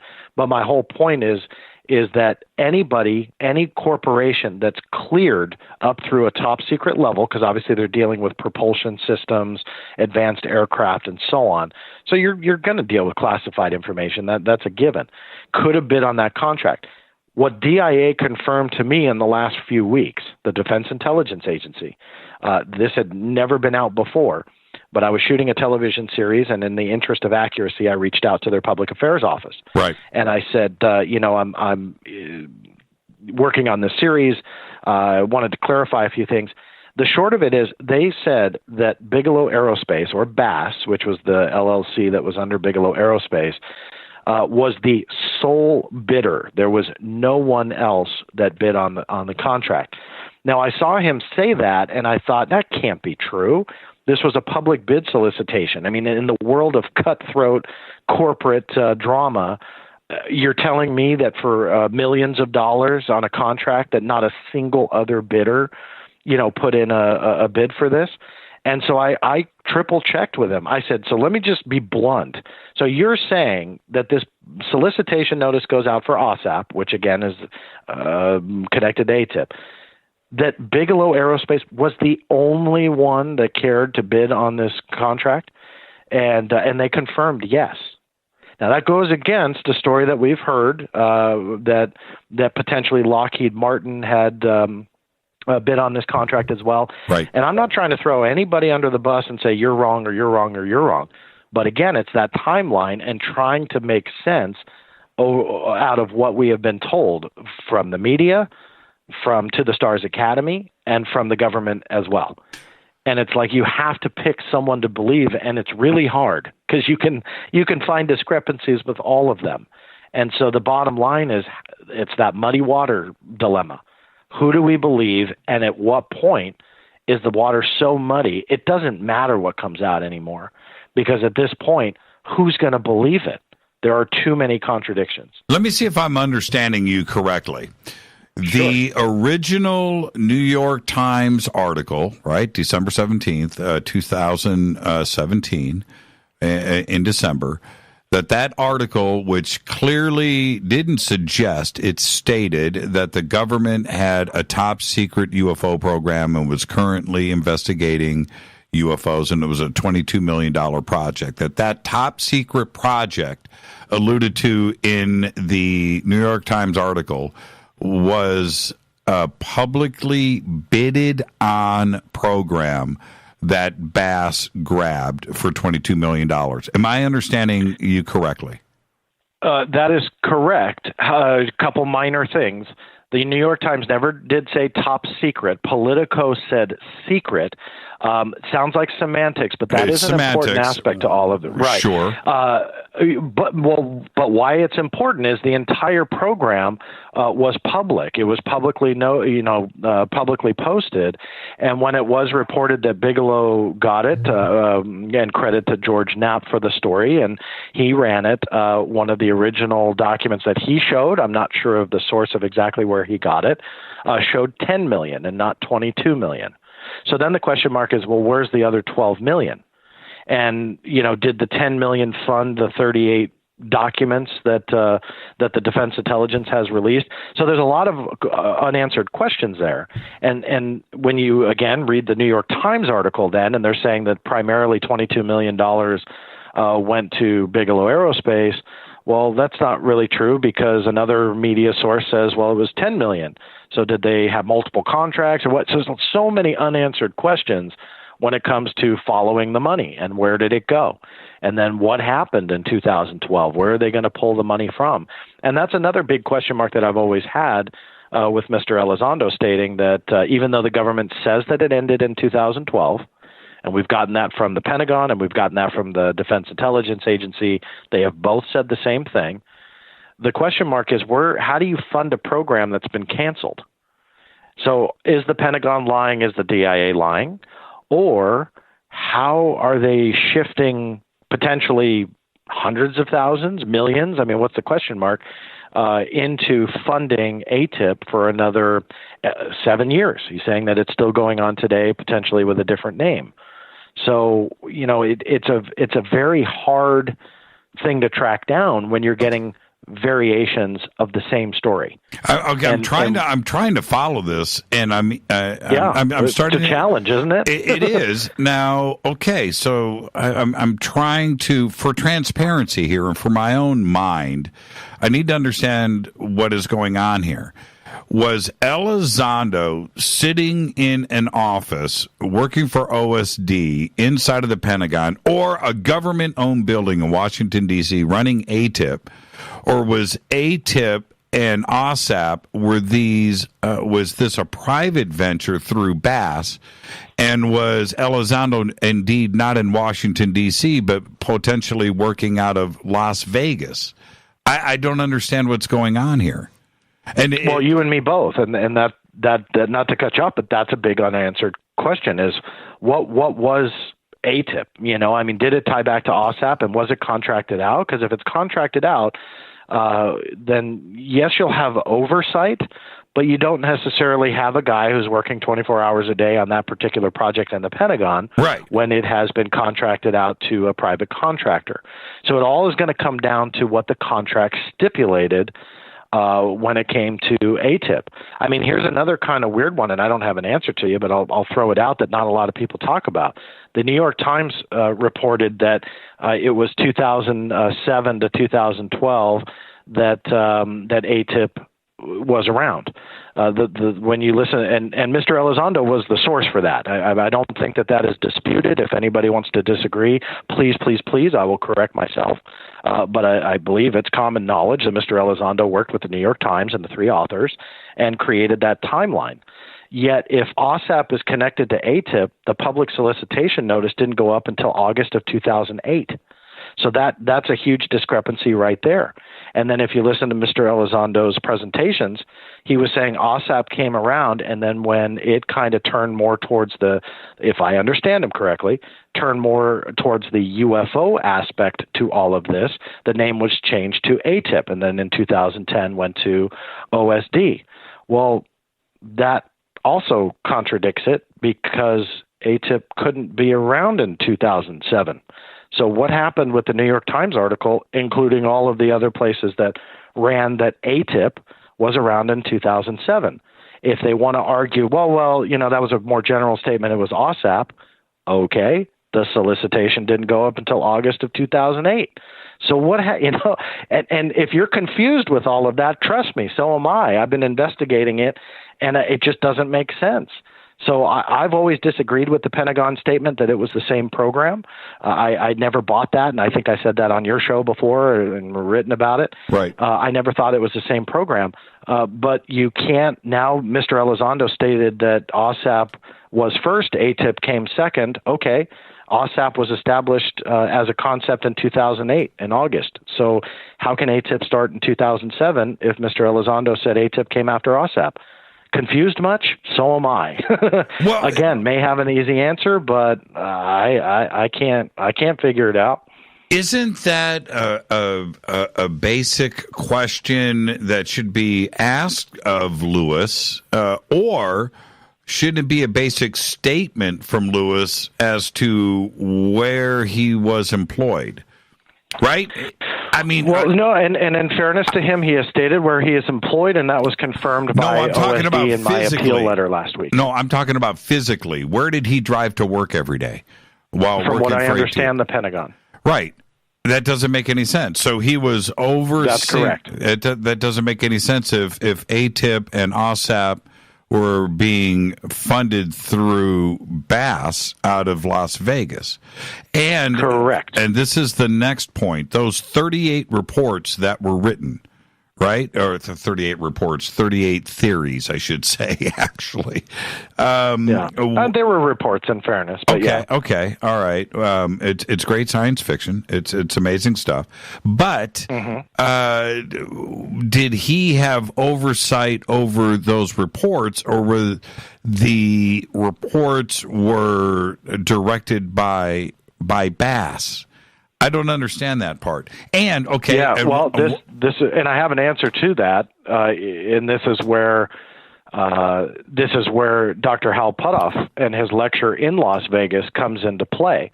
That according to Dr. Puthoff, he said that he is the one that made the call and shelled out the 38 contracts to write those 38 reports. That's him saying that, not me. So if that's the case, and he says as a contractor. And I'm a little bit paraphrasing, so I want to be fair here. I'm not going to read the whole quote to you, but I do invite you to whomever's listening to look up the transcript, because there are transcripts out there of what his presentation was in Vegas. But paraphrasing that he was the one that picked the 38 reports as a subcontractor. Okay, so we know that that's Bass, which means that Bass made the call. So with that being said, now we have the subcontractor making the call of what those reports were. Now, look at all the media reports, and I believe it was January of this year that broke when we all got the document under FOIA, and Nick Pope got it through the Congressional Affairs Office, the Corporate Affairs Office for DIA. So in essence, it's like the Public Affairs Office. And so he got it emailed. He was, credit to him, was the first one that got it digitally. He put it out on Twitter, and then there was a media firestorm about publicizing it. But here's where I blame no one but the media, is that they started saying the DIA is the one that essentially created these reports. That's technically not really true, because they shelled that contract out to a private contractor. And according to Dr. Putoff in his presentation, he was the one that made the call through Bass. Now, that's not saying anybody is bad here or wrong. I'm just saying we have to be accurate. So it's not accurate to say the DIA's upper echelon said, we want a report on a warp drive. Right. We want a report on the Drake equation. We want XYZ. We can't say that yet. Did they ask Dr. Putoff to do those? Maybe, and Dr. Putoff didn't go into those details, and that's fine. That would be a great answer. But at this point, it's premature, and the way that presentation unfolded very much seemed like he made the call through Bass. And so it's inaccurate on the media's side to start saying DIA did this. That's not technically true. They shelled out the contract, but then the question is, who overlooked it? Because I think Mr. Elizondo's time frame came later. He wasn't involved since day one. So those reports that we saw, and I have this confirmed in writing from DIA, mostly came in fiscal year 2009, and then the rest in 2010, and then 2010, AATIP was transferred out of the DIA into OSD, and I believe that that's where Mr. Elizondo has come into play. I don't think he was involved during the DIA years. I've scoured his transcripts. I have yet to be able to really confirm if he's ever said, in January of 2010, I joined AATIP at OSD. I don't have an exact date. If anybody knows it, please let me know. I mean, I'm not stating that he's never said it. I just have never found it. So there's no timestamp of when he started on the AATIP program. I can only assume is when it transferred over to OSD. And so you've got a lot of misreporting by the media. I blame the media more than anything else when it comes to bad UFO reporting. I think it's awful, not only just with AATIP, but like everything. And so when you, again, dig beyond the surface story and you start seeing these questions and these discrepancies, we have to be comfortable to ask the question. And in the same sentence, I'd like to say they, meaning to the stars, has to be comfortable to address that drama.